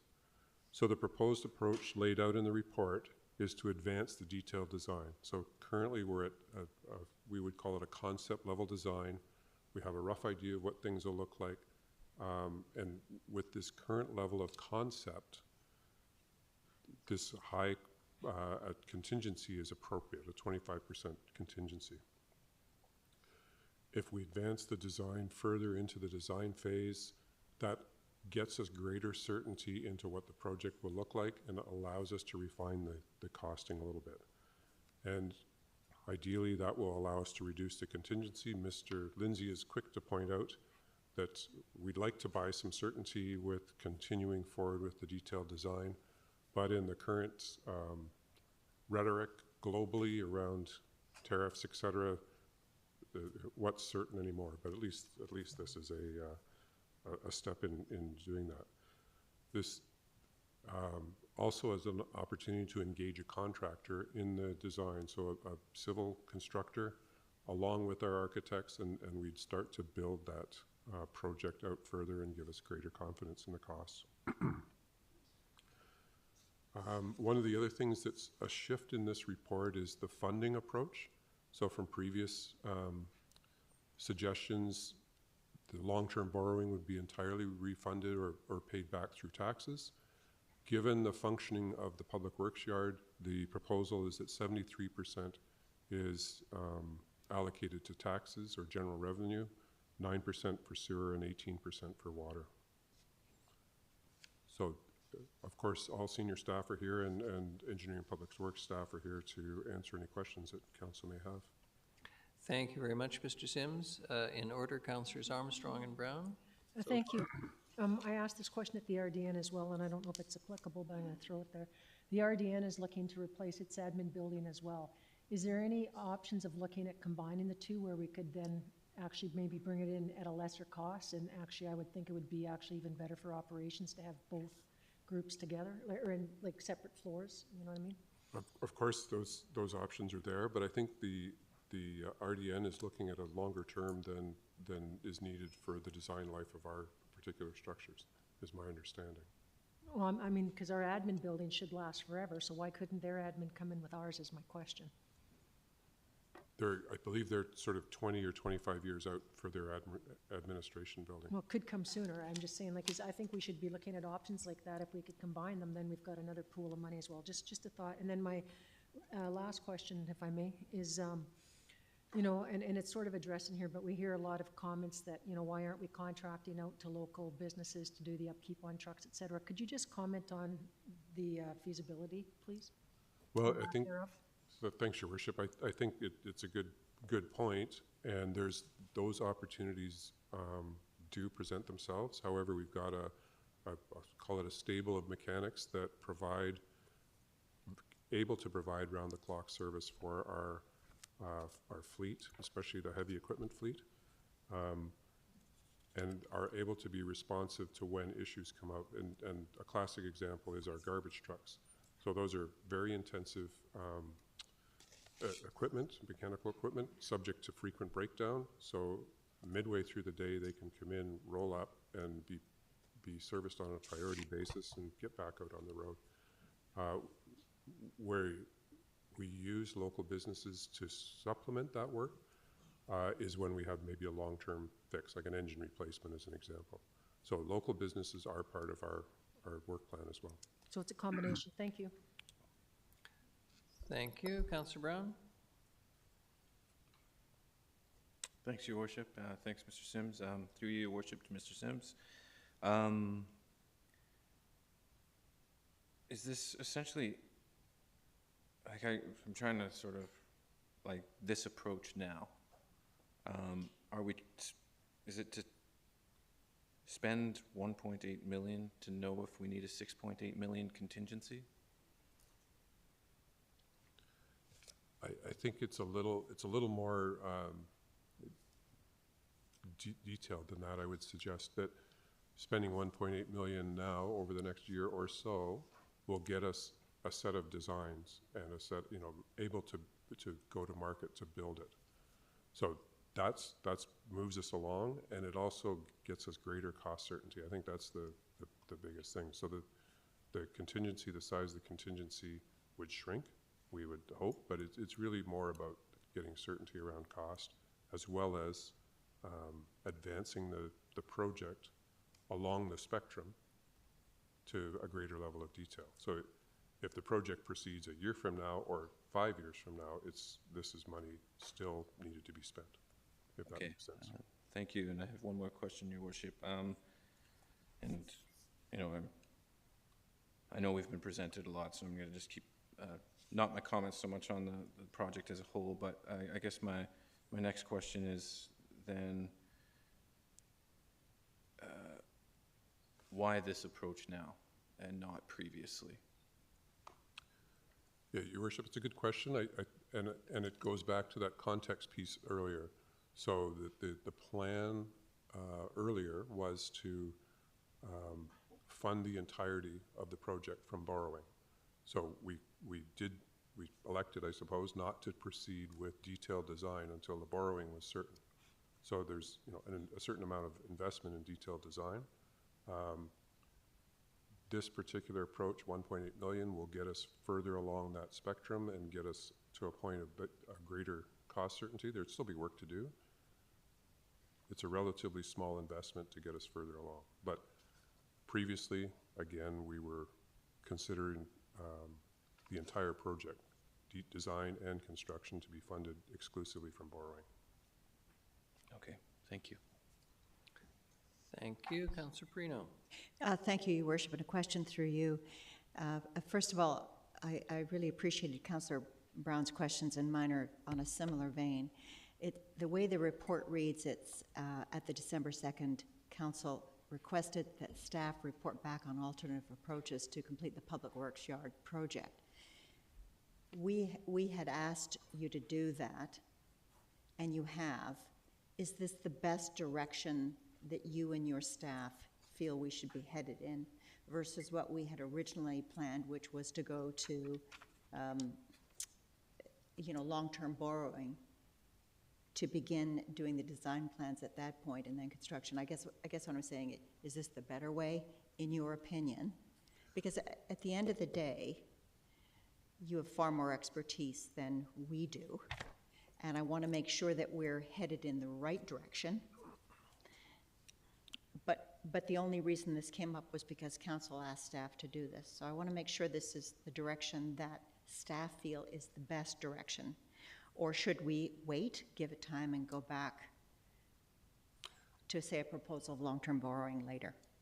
Your Worship, I would suggest that staff are still of the opinion that long-term borrowing is entirely appropriate for this generational project. Yes. Just like the South End Community Centre or the Waterfront Walkway would be a generational project.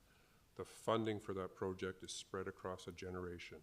The more people move here, the more people are paying for it, the greater the cost is spread across it. We call that generational equity, which was entirely appropriate. So, and that's why that's included in the report. We still believe that to be the case. At this point, there's been no further information that we haven't presented through the electoral approval processes to date. So no new information. Okay. This will get us to a point where we have some new information. we can demonstrate a little bit more that we have a greater level of detailed design. We have a contractor on board that understands or has provided some understanding into the project as well. And we'll have a greater level of confidence in the costs. Okay. This is why it's the recommended approach. You know, to go back out, I don't think there's an appetite That's to right. say, let's go back out for another electoral approval process at this point. If we can move the project along a little bit further and get to a point of greater certainty, I think Okay. that's the best. May I ask another question? Mr. Sims, if the money that's being requested to do the 1.8, to do this conceptual plan, am I saying that right? Or is it just detailed design and costing? We'd start to get into the detailed design Okay. with this funding. Yeah.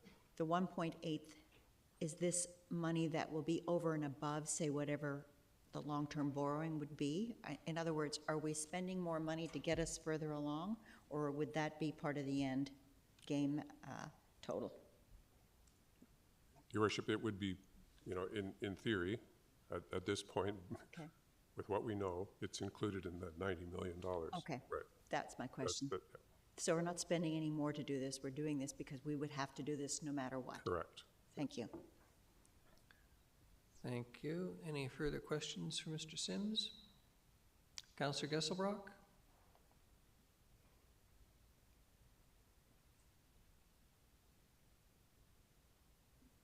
Thank you, Mayor. Just a question. With proceeding with the detailed design, that would be the design, maybe somebody already asked this, but for the whole project, both buildings, would it be half the cost? Like, is there any cost savings if we just did the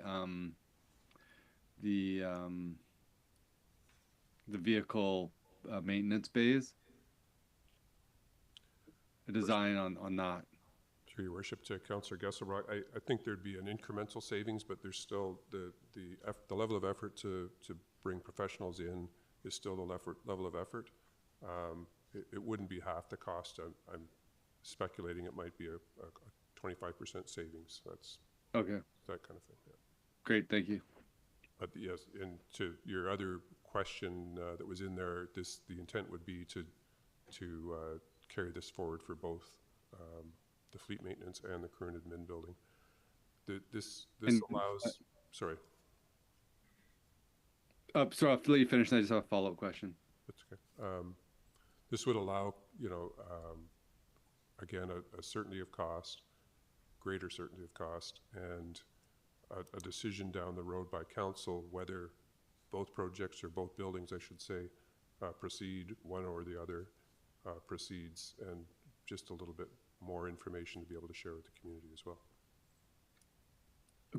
Great, thank you. Yeah, that was my question. Just you know, the more detailed design gets done with input with the contractor. At that stage gate, then we could decide whether to go with both buildings or even just with one. Your Worship, that's correct. Yeah. Great, thank you. Thank you. I'm not seeing any further questions. I'll make the recommended motion. Seconded by Councillor Armstrong. Discussion on this? Councillor Hemmons, then Councillor Armstrong, then Councillor Brown. Thank you, Your Worship. I believe in this project. I've believed in this project from the get-go. The most compelling line in this report that is leading me to move this recommendation is the sentence, whether the Public Works updates project proceeds in the short or the long term, the design work needs to be completed and is an investment which will hold its value. I think this is just a good, solid step forward on a legitimately tricky issue. Thank you. Thank you. Councillor Armstrong? Yes, I'm also going to be voting in favor. I think this is a very needed project and one which I've always been behind. I know that there's been issues in the community, and I think a lot of those issues were addressed. I think our staff did a really good change about it, explaining the program. They were out in the community. They were out all over the place. And I just want to make note of one thing where Saanich, relatively similar in size, not much bigger, they're doing a build, same as ours, for $220 million. So I think $90 million is pretty good. Thank you. Thank you, Councillor Armstrong. Councillor Brown, then Councillor Manley. Thanks, Your Worship. I won't be supporting it. It's not that I don't think the project is needed. It's really long overdue. I still struggle with some of the scoping. It doesn't make sense, and I've went back and reviewed everything. And there's a lot, so if anyone says there's not information, that's simply not true. But unfortunately, that information doesn't lead me to the same conclusions that this advances, and I think it's a lot of money to not have a secure way of funding the project. And ultimately, I think you're spending to likely on plans that are going to need to be redone. So I'm not going to support it. Thank you. Thank you. Councillor Manley, then Councillor Thorpe. Thank you, Your Worship. Yeah, it's a mighty large price tag for design, and so I'm curious about that. 1.8 million for concept plans. Why the large price tag on it? Your Worship, I think this is involving the professional fees, and this is actually, it's a little bit more than concept. It gets us along a detailed design path. It also hires and incorporates the services of a general contractor, a civil contractor, to come to the table and be part of the project team. In other words, we build this project team, start to develop the detailed design and the costing, and then we come to the stage gate of now we need to build it. We have a number, and at that point we come back to council and the public. And that would include all of the underground workings, everything else, the part of the project that's in Bowen Park as well, or? Correct, yes. Okay. Yeah, I mean, after this recent earthquake, I really see the need to get this project done. And, you know, the city is the fourth line in emergency response. Police, fire, ambulance, and then the city workers and people that live downhill from a broken sewer main are going to be wondering where the city is to help them out, getting those pipes fixed. And if we have buildings that are crumbling on our equipment, and potentially a fire truck in a cinder block construction building, that doesn't help. We need our workers to be able to respond to citizens and to be able to assist when people need that assistance. And I think this latest earthquake is a bit of a wake-up call for us. We need to be better prepared, and citizens will be unhappy with us if we are not prepared, and that's usually the way things work. So I'll support this for now. I do have a little bit of sticker shock with it, and sticker shock overall with the project, but nothing seems to be cheap these days. So, thank you. Thank you, Councillor Thorpe, and Councillor Kesselbrock, then Councillor Eastmere. Thank you very much, Your Worship. Excuse me, through you, if I may. I'm going to support the recommended option, although I will state that initially my preference was option 1, to just move right away to holding a referendum for electorate approval for borrowing, and get on with the long-term borrowing. And that would be for the roughly 90 million costs. I'm not interested in the fleet-only option. This is a project which we need to get done, and the sooner the better in my book. However, listening to your report, Mr. Simms, today, I'm convinced that for the cost of this detailed design step, which will be part of the total cost package, which eases the pain somewhat, I think for me what's key is it will give, as you point out, a greater certainty of costs, which I think we heard from the electorate rather, is important. They want more knowledge of what this project is going to cost, and that's what this will give us, and I think it will therefore inspire greater voter confidence in the need for this project to go ahead. So I'm prepared to support option 4, getting the detailed design and costing done. I see that as a good step to move the project forward, hopefully as quickly as possible. Thank you. Thank you very much. Councillor Kesselbrock. Thanks, Mayor. Through you, you know, if we're going to proceed with building the public works yard, I absolutely agree that going with this more detailed design is the right way to go. I think this is money that needs to be spent anyhow, whether you borrow first and then do it, or do this and then borrow. And I think when we go out without the detailed design, we're asking a large sum of money from the public, but it's at the conceptual stage if we don't do it, and it has this 25% contingency, 10% escalation, and we're asking for a lot of money without really any details on the specifics. And that, unfortunately, doesn't engender a lot of confidence and trust, and I think that sort of is a limiting factor. We go do this detailed design, especially with the integrated project delivery, where we bring in a contractor. We get very good process with the specifics on how the buildings be built with the input of the contractor, which does, I think, also open up more opportunities for cost savings as well, in terms of the actual specifics of materials and how this building is to be built. One thing, though, I'm not 100% on is the location. You know, I've talked with many people, and I know, you know, it mentioned this in the report that, you know, with a small space currently with the public works yard, the value of that land wouldn't cover near the cost of putting in a different location. But when I think about, you know, an ideal spot to put housing in the community and the actual value of that, and potentially moving the public works yard to other centrally located spot, say on East Wellington or other location where good access could happen, that, you know, in the grand scheme of how Nanaimo is going to develop and putting things in the right spot, there might be other options. And, you know, given that we're put in a spot where we have to take a bit of a breather on the project to, you know, fully investigate that. And so I'm going to be voting not in favor of this, because I would like a bit more time to explore informally different options before progressing further. But I do think that this detailed design is the right way to go if we're looking at this spot. And I appreciate staff bringing this forward, because I think it'll bring a lot more confidence to the project. Thank you. Thank you. Councillor Eastmere? Thank you. I really appreciate the comments of Councillor Gesselbrecht, because I thought it's very, very close to along my lines of thinking as well.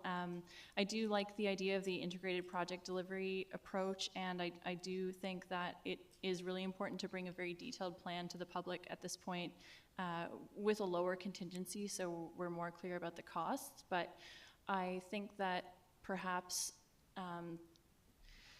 our processes to this point have brought us to what is actually an opportunity to rethink what our priorities are and this project in general, and really think if there's a way that we can do this in a really new and creative way, because yes, that property could be good for housing. I think if we're building pieces of public infrastructure, they need to be multi-use now, and so I'm like, can we look at a project that has housing on top of an admin building?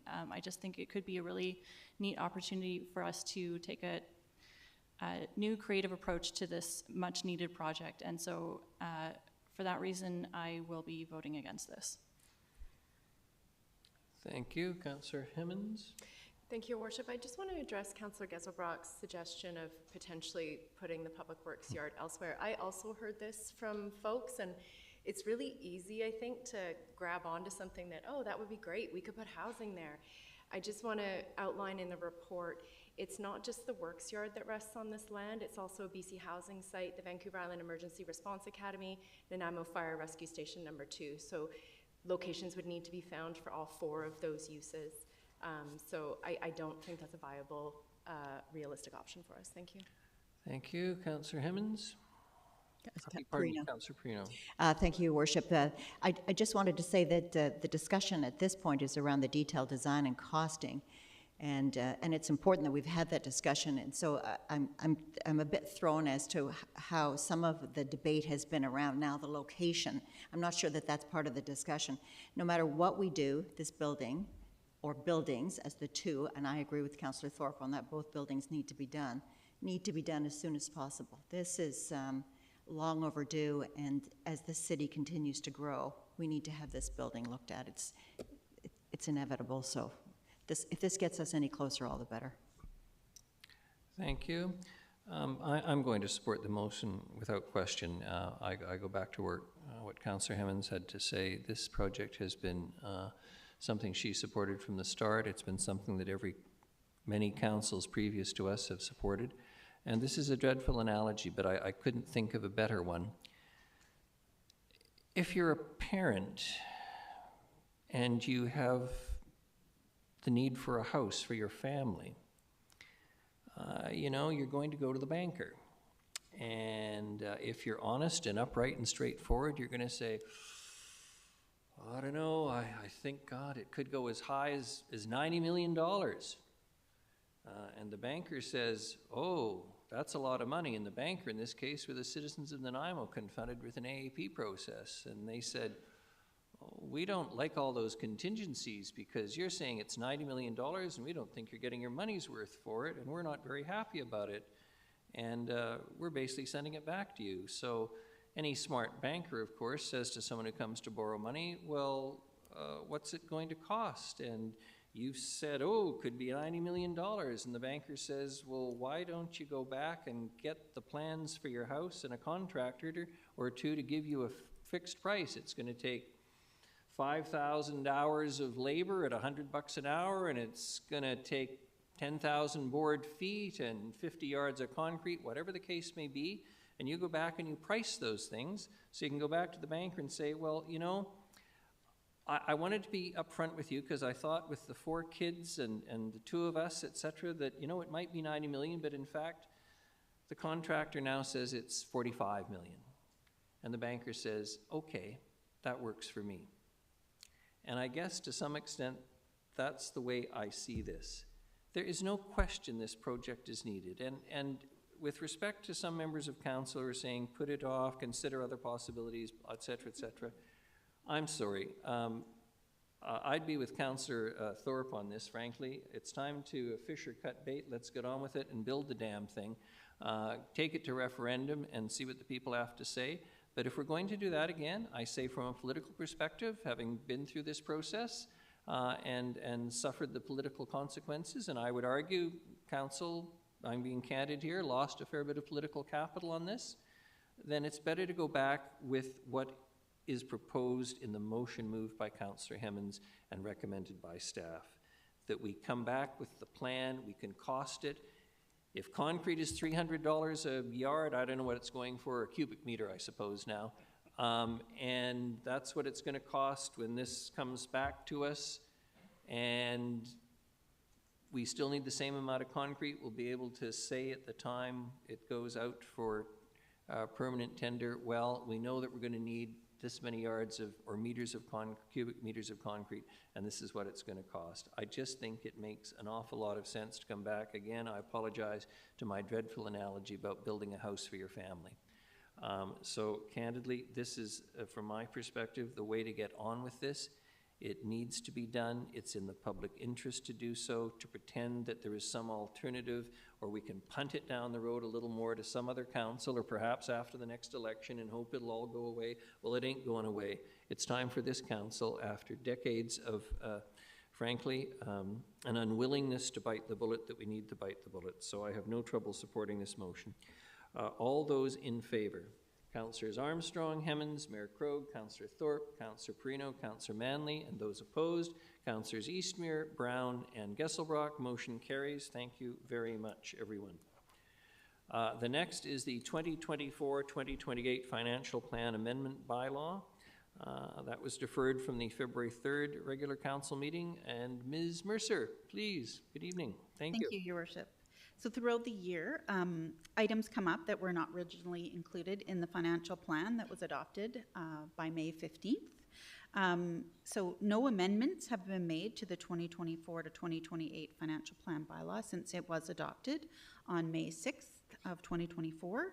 So the purpose of this report is to provide council with information regarding the changes to the budget between May 7th and December 31st, 2024.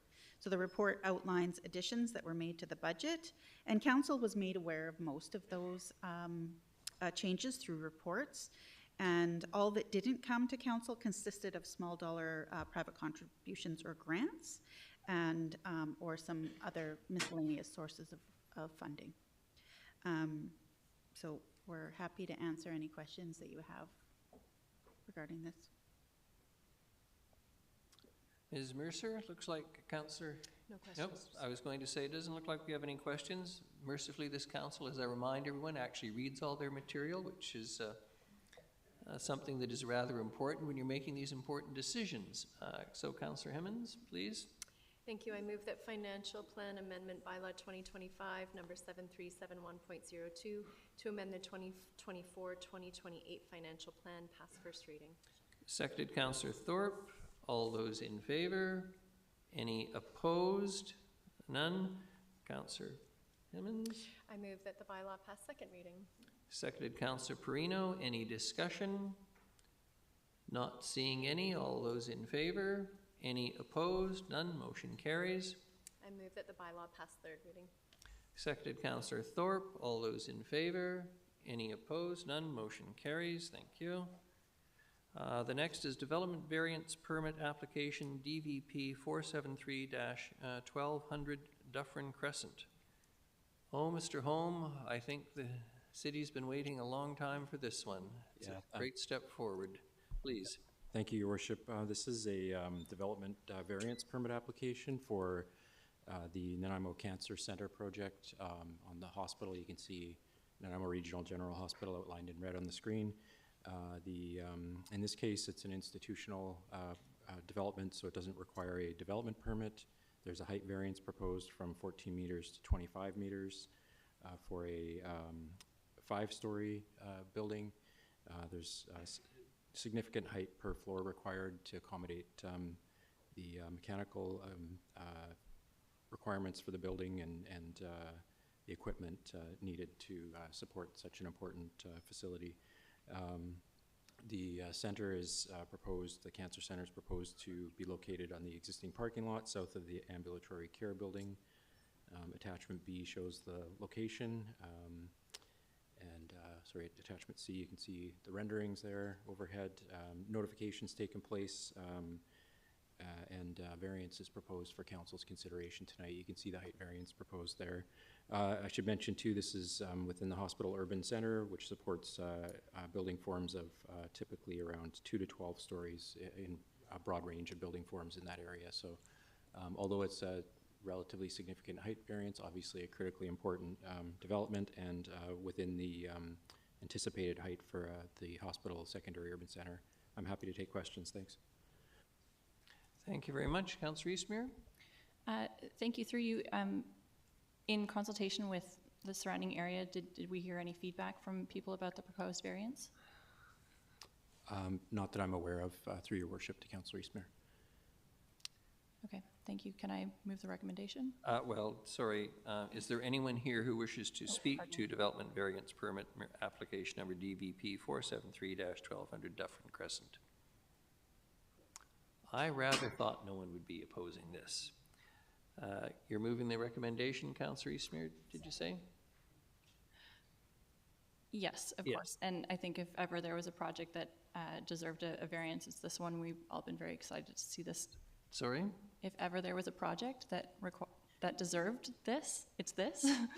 We've all been very excited to see this come forward, and it absolutely makes sense as to why we need to make best use of this site with. And seconded by Councillor Eastmere. Pardon me, Councillor Perino, sorry. Councillor Thorpe. Yes, thanks, Your Worship. Very, very briefly to state the obvious, this is such an important project, and I personally am so pleased to see it proceed. I would support just about any variance that came in front of us. So this one of 11 meters I see is not significant at all, and happy to support it. Thank you. Thank you. Councillor Brown. Yeah, I just had a question about the zone, about why the height was so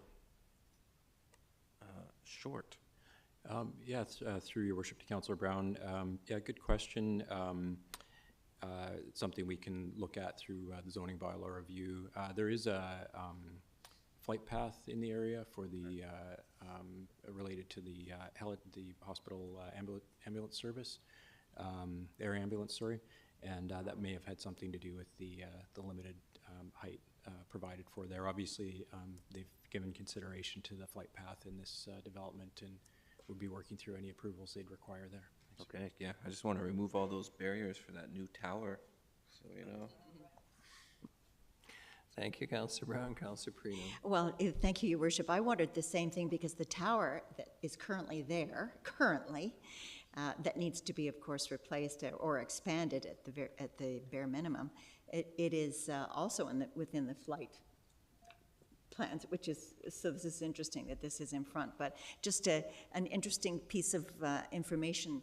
Years ago, when we built, I was part of the staff with the Cancer Center in Kelowna, and the bunkers where they put the radiation machines, they have to be 2 meters of solid concrete all the way around. So you need to have 2 meters below and 2 meters above. So no wonder we need to have a height variance, yeah.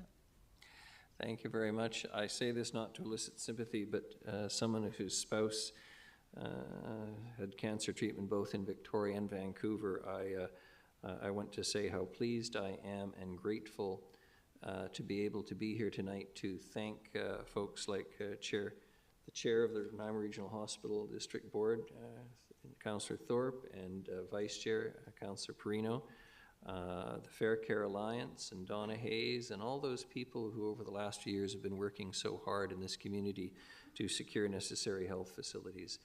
It will have a profound impact on the lives of literally thousands of people over the next few years. I don't like to go over the top necessarily, but you know what?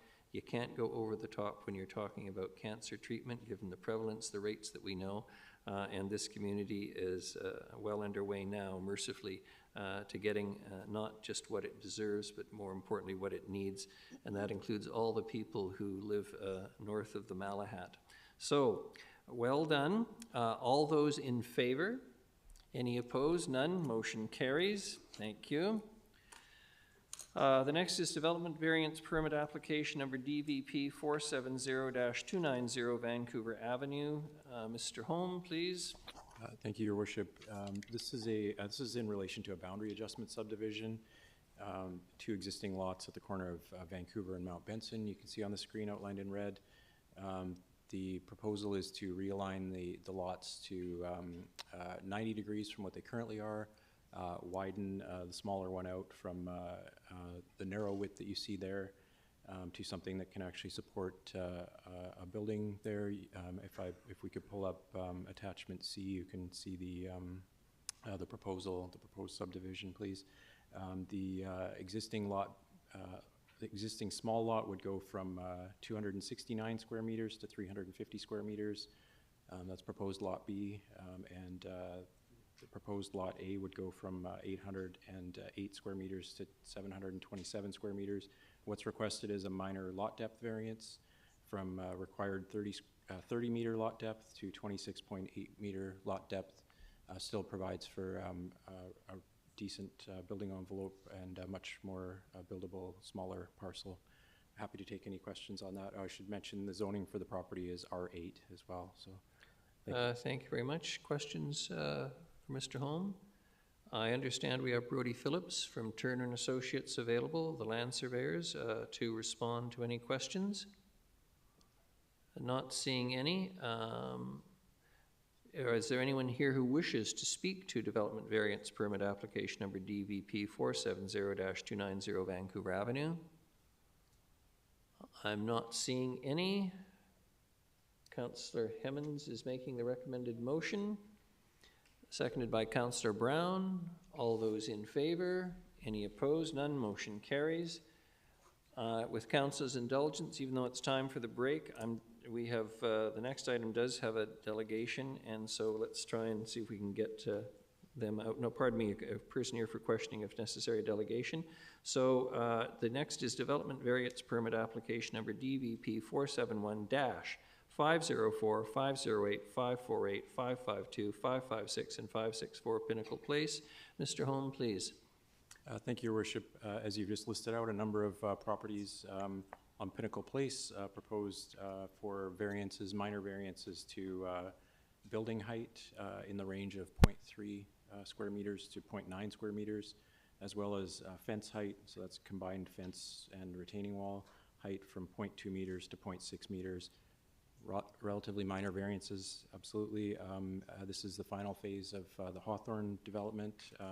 I won't say any more other than the required notification has taken place, and Mr. Brian Henning's available to speak on the application if required. Thank you.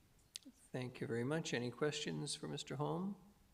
And as Mr. Holm has noted, Brian Henning from Williams and Associates is here as a delegation to answer questions if necessary. I'm not seeing anyone. Is there anyone wishing to speak to development variance permit application number DVP 471-504508548552552 and 564 Pinnacle Place? I'll move. Move the recommended motion, Councillor Hemmens, seconded Councillor Thorpe. All those in favor? Any opposed? None. Motion carries. Thank you very much. We'll take the break now. 10 minutes promptly, Council, please, if we can tonight. We've still got some other folks who've been waiting for a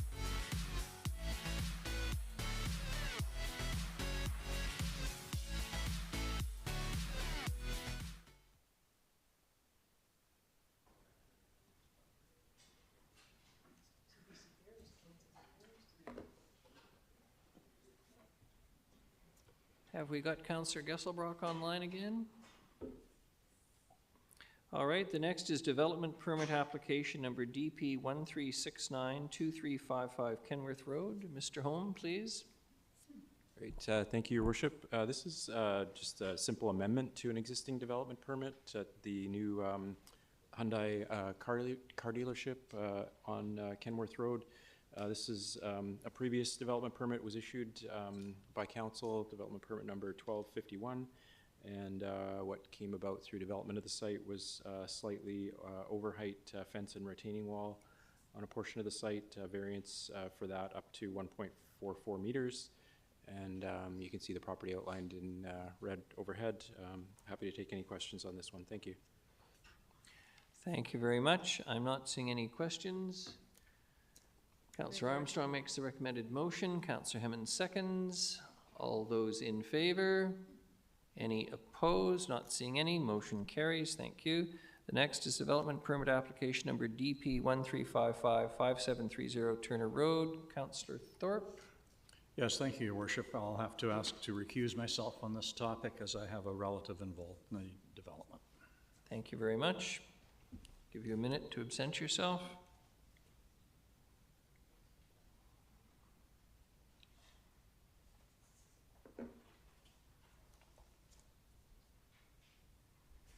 Mr. Holm, please.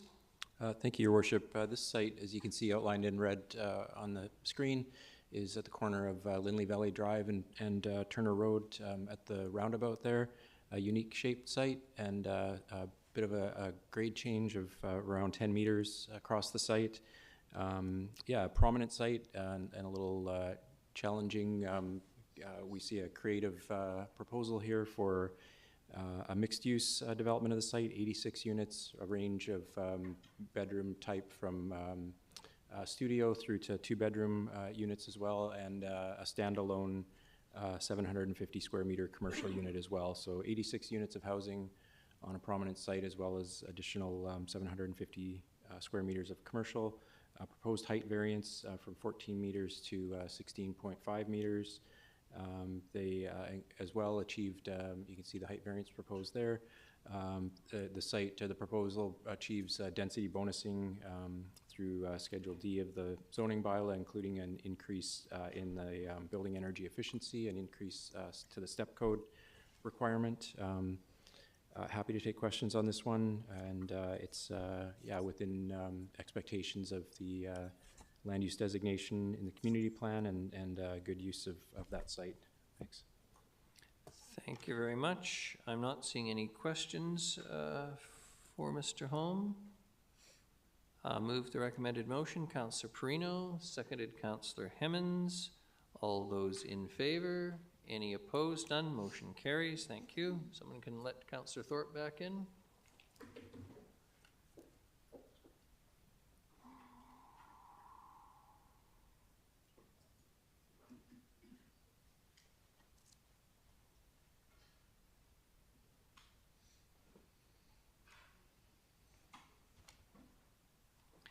The next is proposed telecommunications facility 4600 Hammond Bay Road. Mr. Holm, please.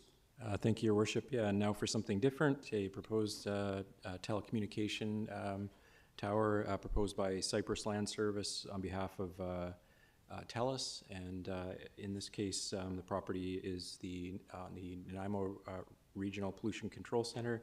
If you could bring up attachment B, it'll outline the subject property and give a general location of where the tower is proposed there, more or less in the center of the property. This is in an area with, as council's aware, with some challenging lack of service, I guess, challenging service or lack of service with regard to the cellular network. What's proposed here is actually a 60-meter lattice tower with a 3-meter lightning rod on top, so 63 meters in total. This would be a shared facility, so it would have multiple service providers, including, my understanding, Rogers. I know we have a representative of TELUS, Doug Anastos, here that can speak to and answer questions if needed. I'll just mention that Council's role is as the land use authority here, being requested to provide concurrence. So that's what innovation, science, and I'm going to gap on it. I said innovation, science, and economic development. Thank you. Canada, what their requirement is for consultation with local communities, and in this case, it's through their default consultation process, which requires notice to property owners within 3 times the distance of the tower height, and a consultation period which took place in the fall.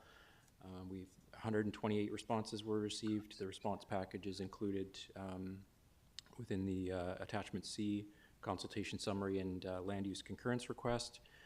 So what's requested here is concurrence from council in order to, so it's not necessarily approval, but it's concurrence to allow the process to move forward with ISED's approval, the federal agency responsible for cell towers, their approval, and then the proponent would be able to move forward with construction. So I'm happy to take questions, and the proponent is as well. Thanks. Thank you very much, Mr. Holm. Any questions for Mr. Holm? Councillor Perino? Thank you, Your Worship. Just one through you to Mr. Holm. If a motion gets put on the floor and it does pass, how long does it take before we actually will see the tower? I think Mr. Anastas is probably the person to answer that question. Is that the only question for Mr. Holm? Yes, and I should say, see the tower and improve services. That might be a different time. I'm not sure how long that process takes. Then let's get Mr. Anastas up here, the delegation from TELUS. Thank you very much for coming tonight. I was about to say BC Telephone, but that would be aging myself, wouldn't it? Good evening, welcome, please.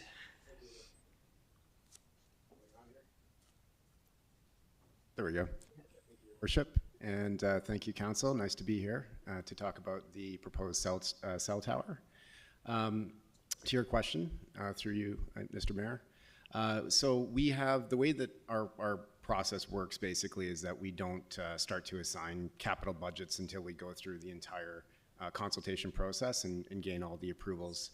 That said, we are at the point in the year here where it looks good to try to proceed this year, and so that certainly would be my recommendation within TELUS. That has been, in my efforts to try to voice the, what I'm hearing from the community, the sentiment from the community as well, that this is an incredibly important cell site, and cell service here is very important. So we'd look to do that, but I would have to confirm with council. Good. So am I hearing from you? I'm sorry, Your Worship, through you, in answer to my question. It could be done by the end of the year if it were to go through all the approvals that are required? Yes, and so I think what we would try to do is start construction this year and then see how far we can get. There still are quite a few parts of the process in terms of ordering towers, tendering the project, and the like. But it still is possible if we get the capital budget together and get rolling with it. So great, thank you. Any further questions for the delegation? Mr. Anastas, thank you very much. Much appreciated. The next is Barry Lysing, Lindley Valley Stevenson Point Neighborhood Association. Good evening. Thank you for your patience. You're no stranger to us. If you just introduce yourself for the record, please. Thank you. Can you hear me? Okay. Yeah, Barry Lysing, Stevenson Point, and Lindley Valley Neighborhood Association. We just wanted to say thank you to the council for approving or furthering this along. This was a #1 priority for our association in the Council Neighborhood Association engagement process, and that was back in 2023. But we're going to be giving you a reality check in that this tower is not going to service anything beyond Piper's Lagoon. It's going to, we've had a confirmation from TELUS and Cypress Land that unfortunately it'll be minimal or no improvement. So there's still 2 kilometers of the Hammond Bay Road corridor that we're going to be looking for improvements, and we look for your future advocacy and support in that effort. Mr. Lysing, any questions? No? Thank you for your continued advocacy. Thank you. I'm strongly supportive personally of what you're advocating for. Public safety demands it. Thank you. Appreciate your coming tonight. Someone going to make the recommend? Moved Councillor Armstrong, seconded Councillor Hemmons. The recommended motion. All those in favor? Any opposed? None. Motion carries. Thank you. The next is Housing Target Progress Report, July to December 2024. Mr. Holm, please. Thank you, Your Worship. As Council's aware, the city received a housing target order in June of 2024 under the Housing Supply Act. That's from the province, from the housing minister. So that's, we joined 30 other, or in addition to, I guess we're part of a collective of 30 municipalities that have received the order. There were different rounds, an initial round of 10, and we were part of the second round of 20. In our case, our housing targets will run between 2024, so July 1st, 2024 to December 31st, 2029, and council's required to receive our reporting on progress towards meeting the targets, and at prescribed periods. This is sort of an interim report at the 6-month mark, so July 1st to December 31st of 2024. We're presenting the required 6-month initial, I guess, interim report on progress towards meeting housing targets. The full annual first year report will be due at the end, July 1st of 2025 of this year. So in this case, the full year, we're not actually given, the city's not given a target for the 6-month period. We're given a target for the first year.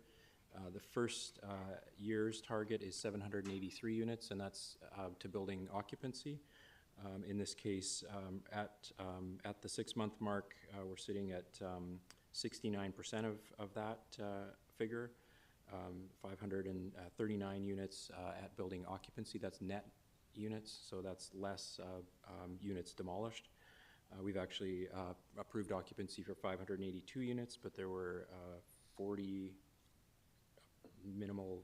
little more than 40 units demolished in the same time period to make way for the new units.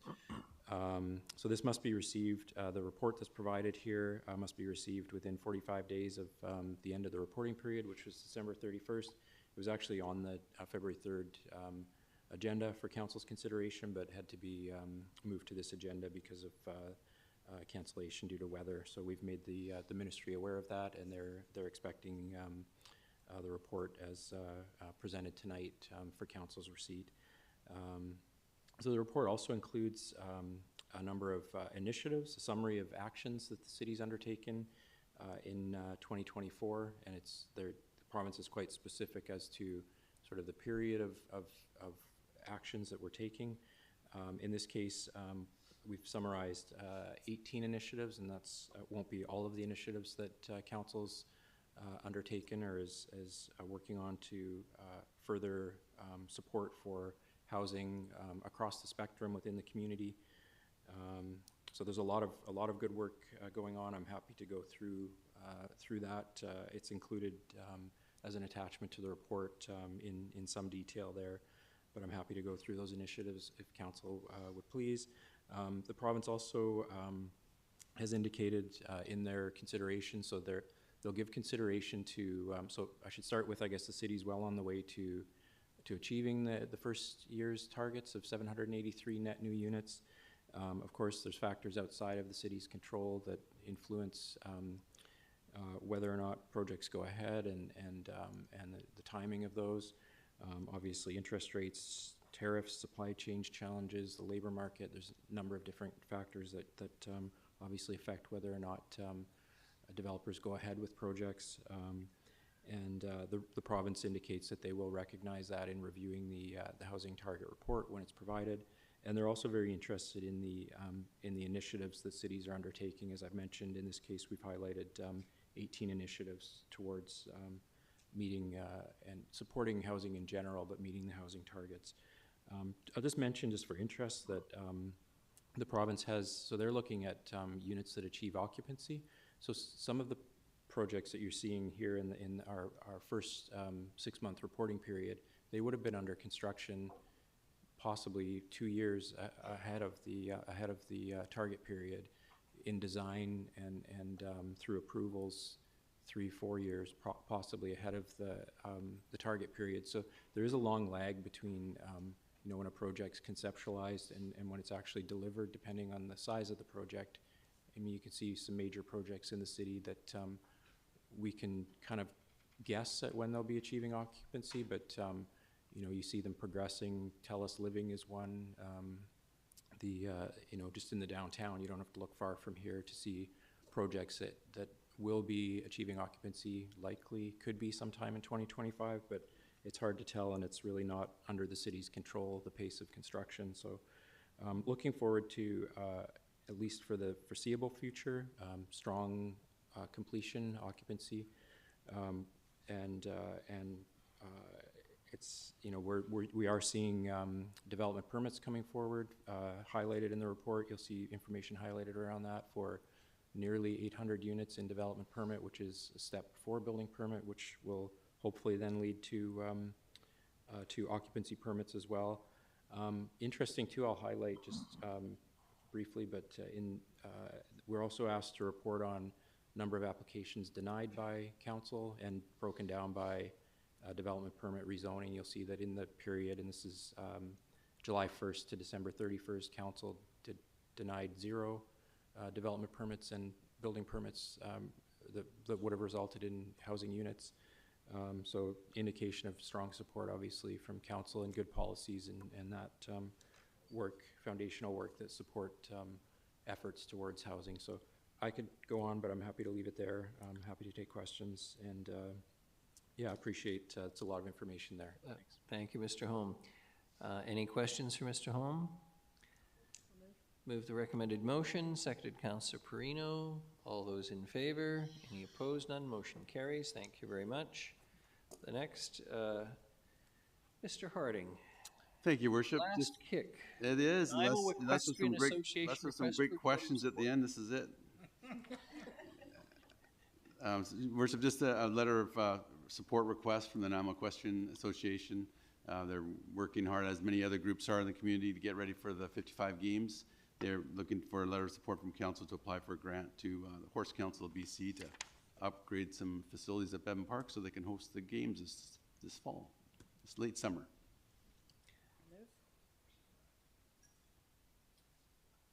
Mr. Lindsay, anything you wish to add? Moved Councillor Hemmons, seconded Councillor Thorpe. All those in favor? Any opposed? Thank you very much. Carried. Your last win, Mr. Harding. On to zoning bylaws. The first is zoning bylaw amendment, bylaw 2024, number 4500.221. Councillor Hemmons. Thank you. I have a conflict. I live in the immediate neighborhood, so I'm going to excuse myself. Thank you. We'll give you a moment.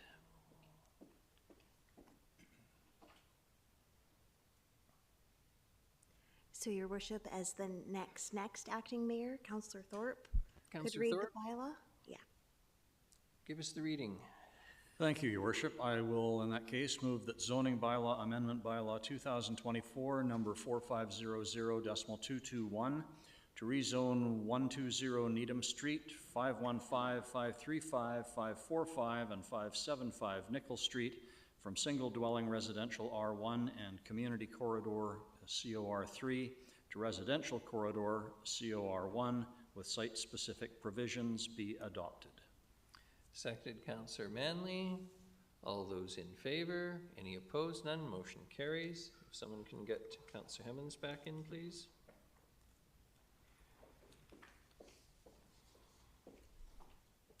The next is false alarm bylaw 2025, number 7392.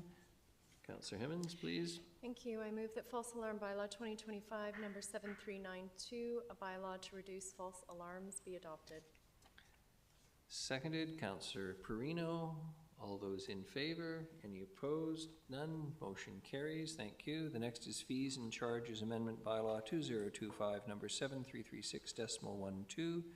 Councillor Hemmons. Thank you. I move that fees and charges amendment bylaw 2025, number 7336.12, a bylaw to add false alarm fees, be adopted. Seconded, Councillor Thorpe. All those in favor? Any opposed? None. Motion carries. Thank you.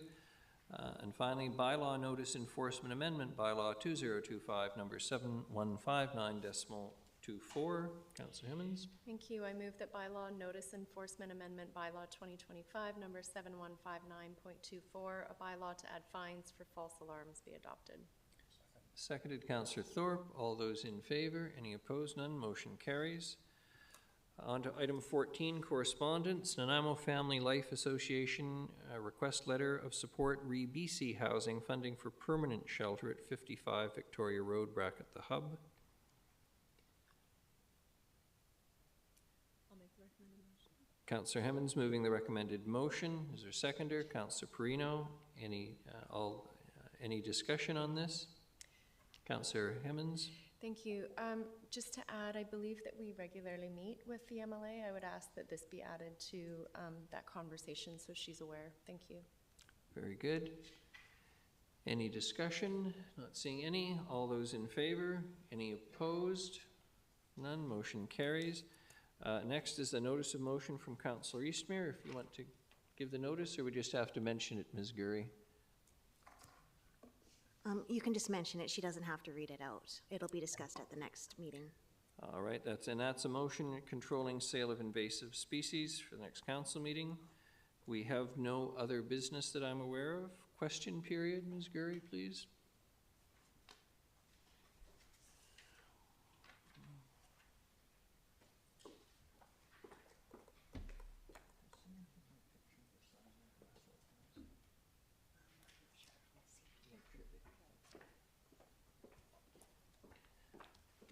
The question is Jeff Annesley, 12A. Mr. Annesley.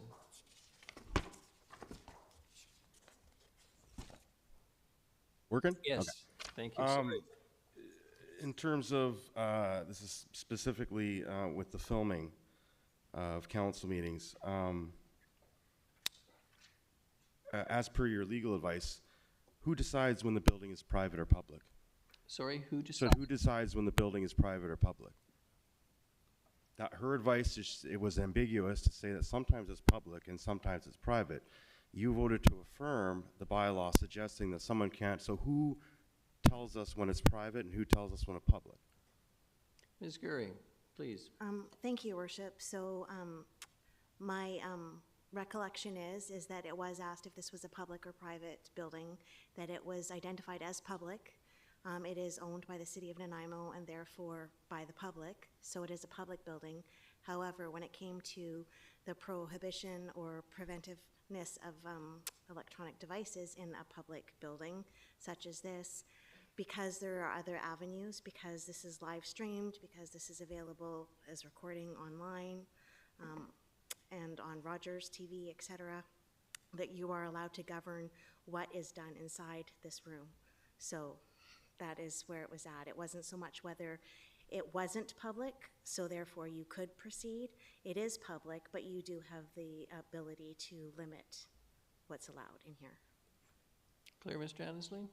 Well, in fact, I'm pretty sure that violates Section 2B of the Charter of Rights. I'm actually certain that that actually does. And as a citizen, concerned that the city could have several lawsuits filed against them if. So does that mean a journalist cannot now film in here? Ms. Gurry?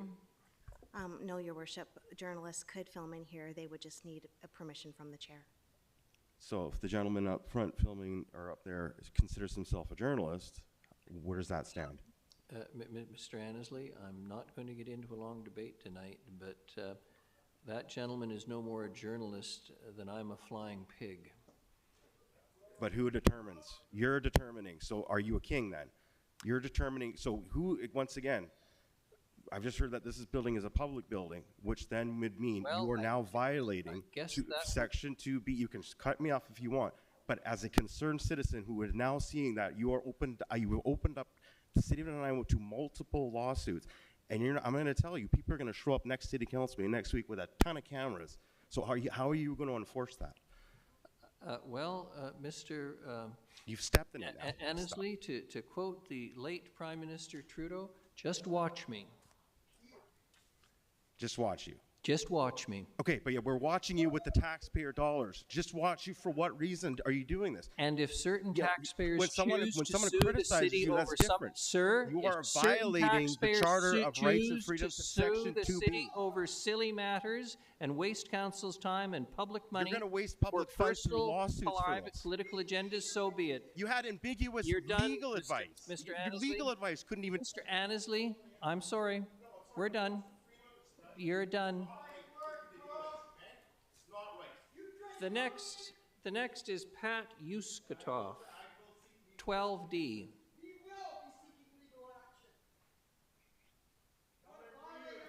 Could you please be quiet so the next person who has a question can come to the mic and be heard by council? And if you can't be quiet, remove yourself from the chamber, please. Mr. Yuskatoff, 12D. Introduce yourself for the record, please.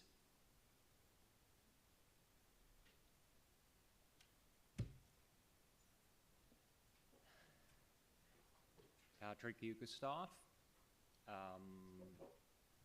In regards to the Public Works Yard update project, I like the idea.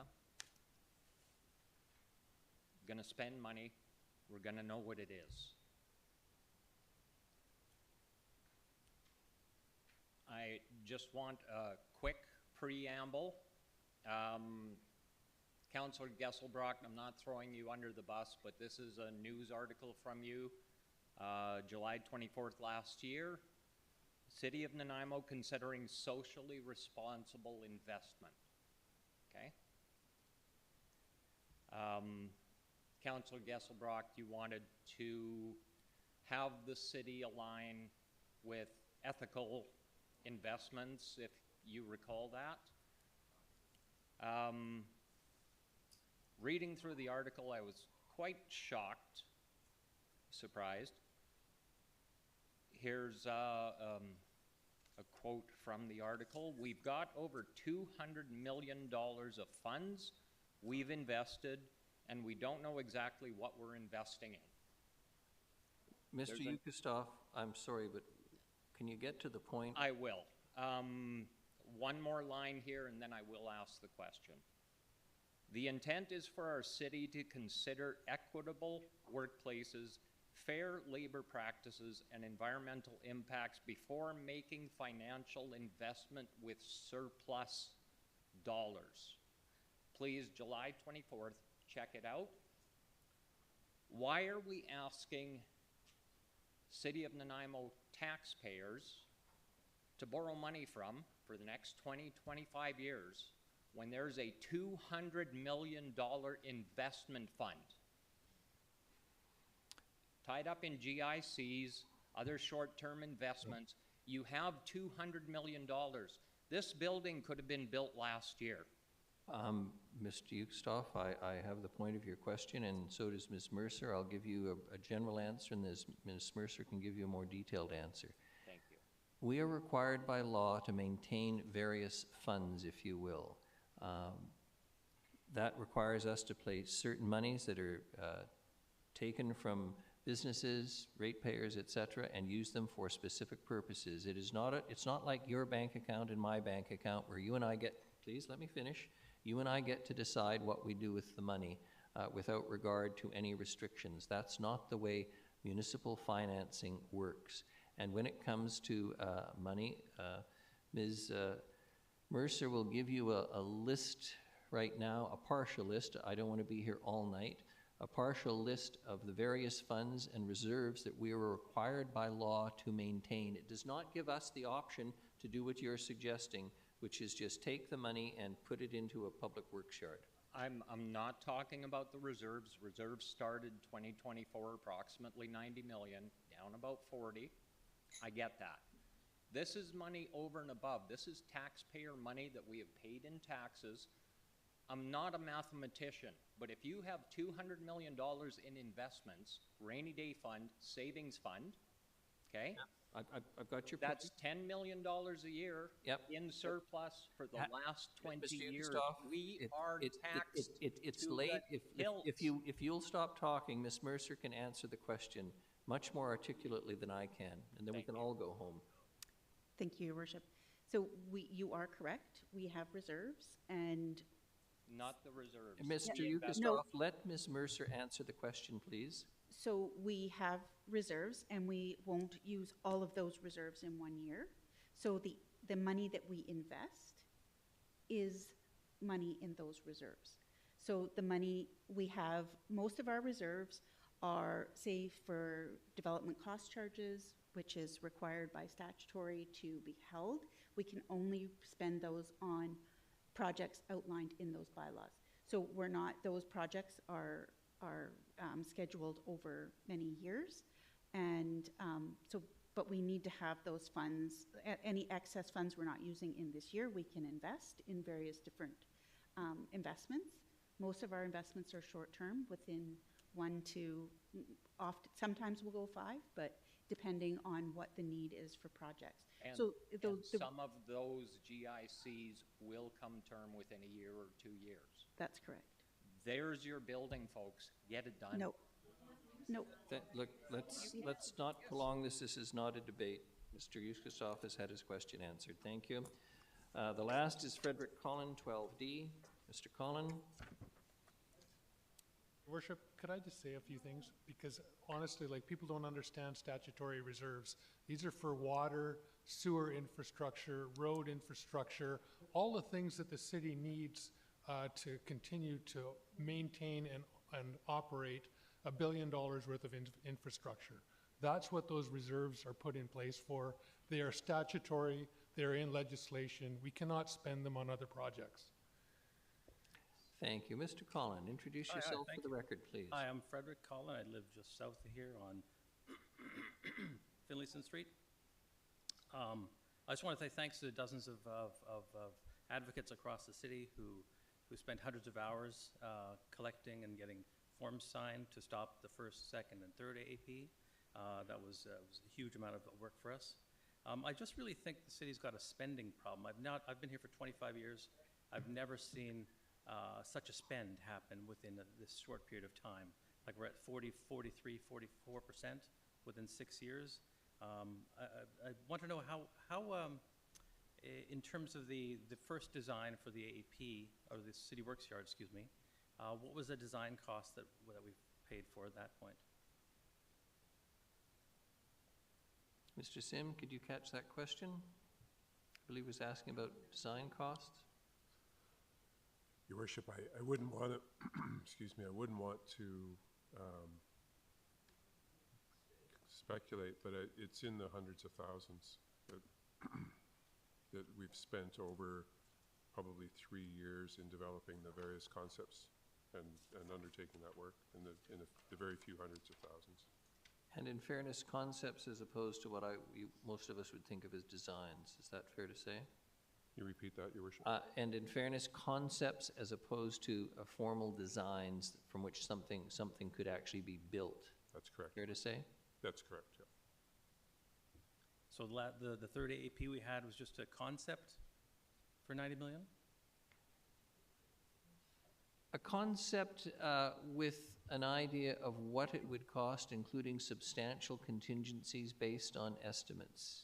Yes, Mr. Sims? You're right. Fuller answer? Correct, Your Worship. It's really, it's a sketch of the design. It's an understanding of what the materials might be, but it's not the full detailed design. We don't know how many kilometers of wiring. We don't know how many miles of piping that we've got built into these buildings. This is just based on typical construction costs for a building of this kind of caliber would be, the basis for those estimates. So it's a concept.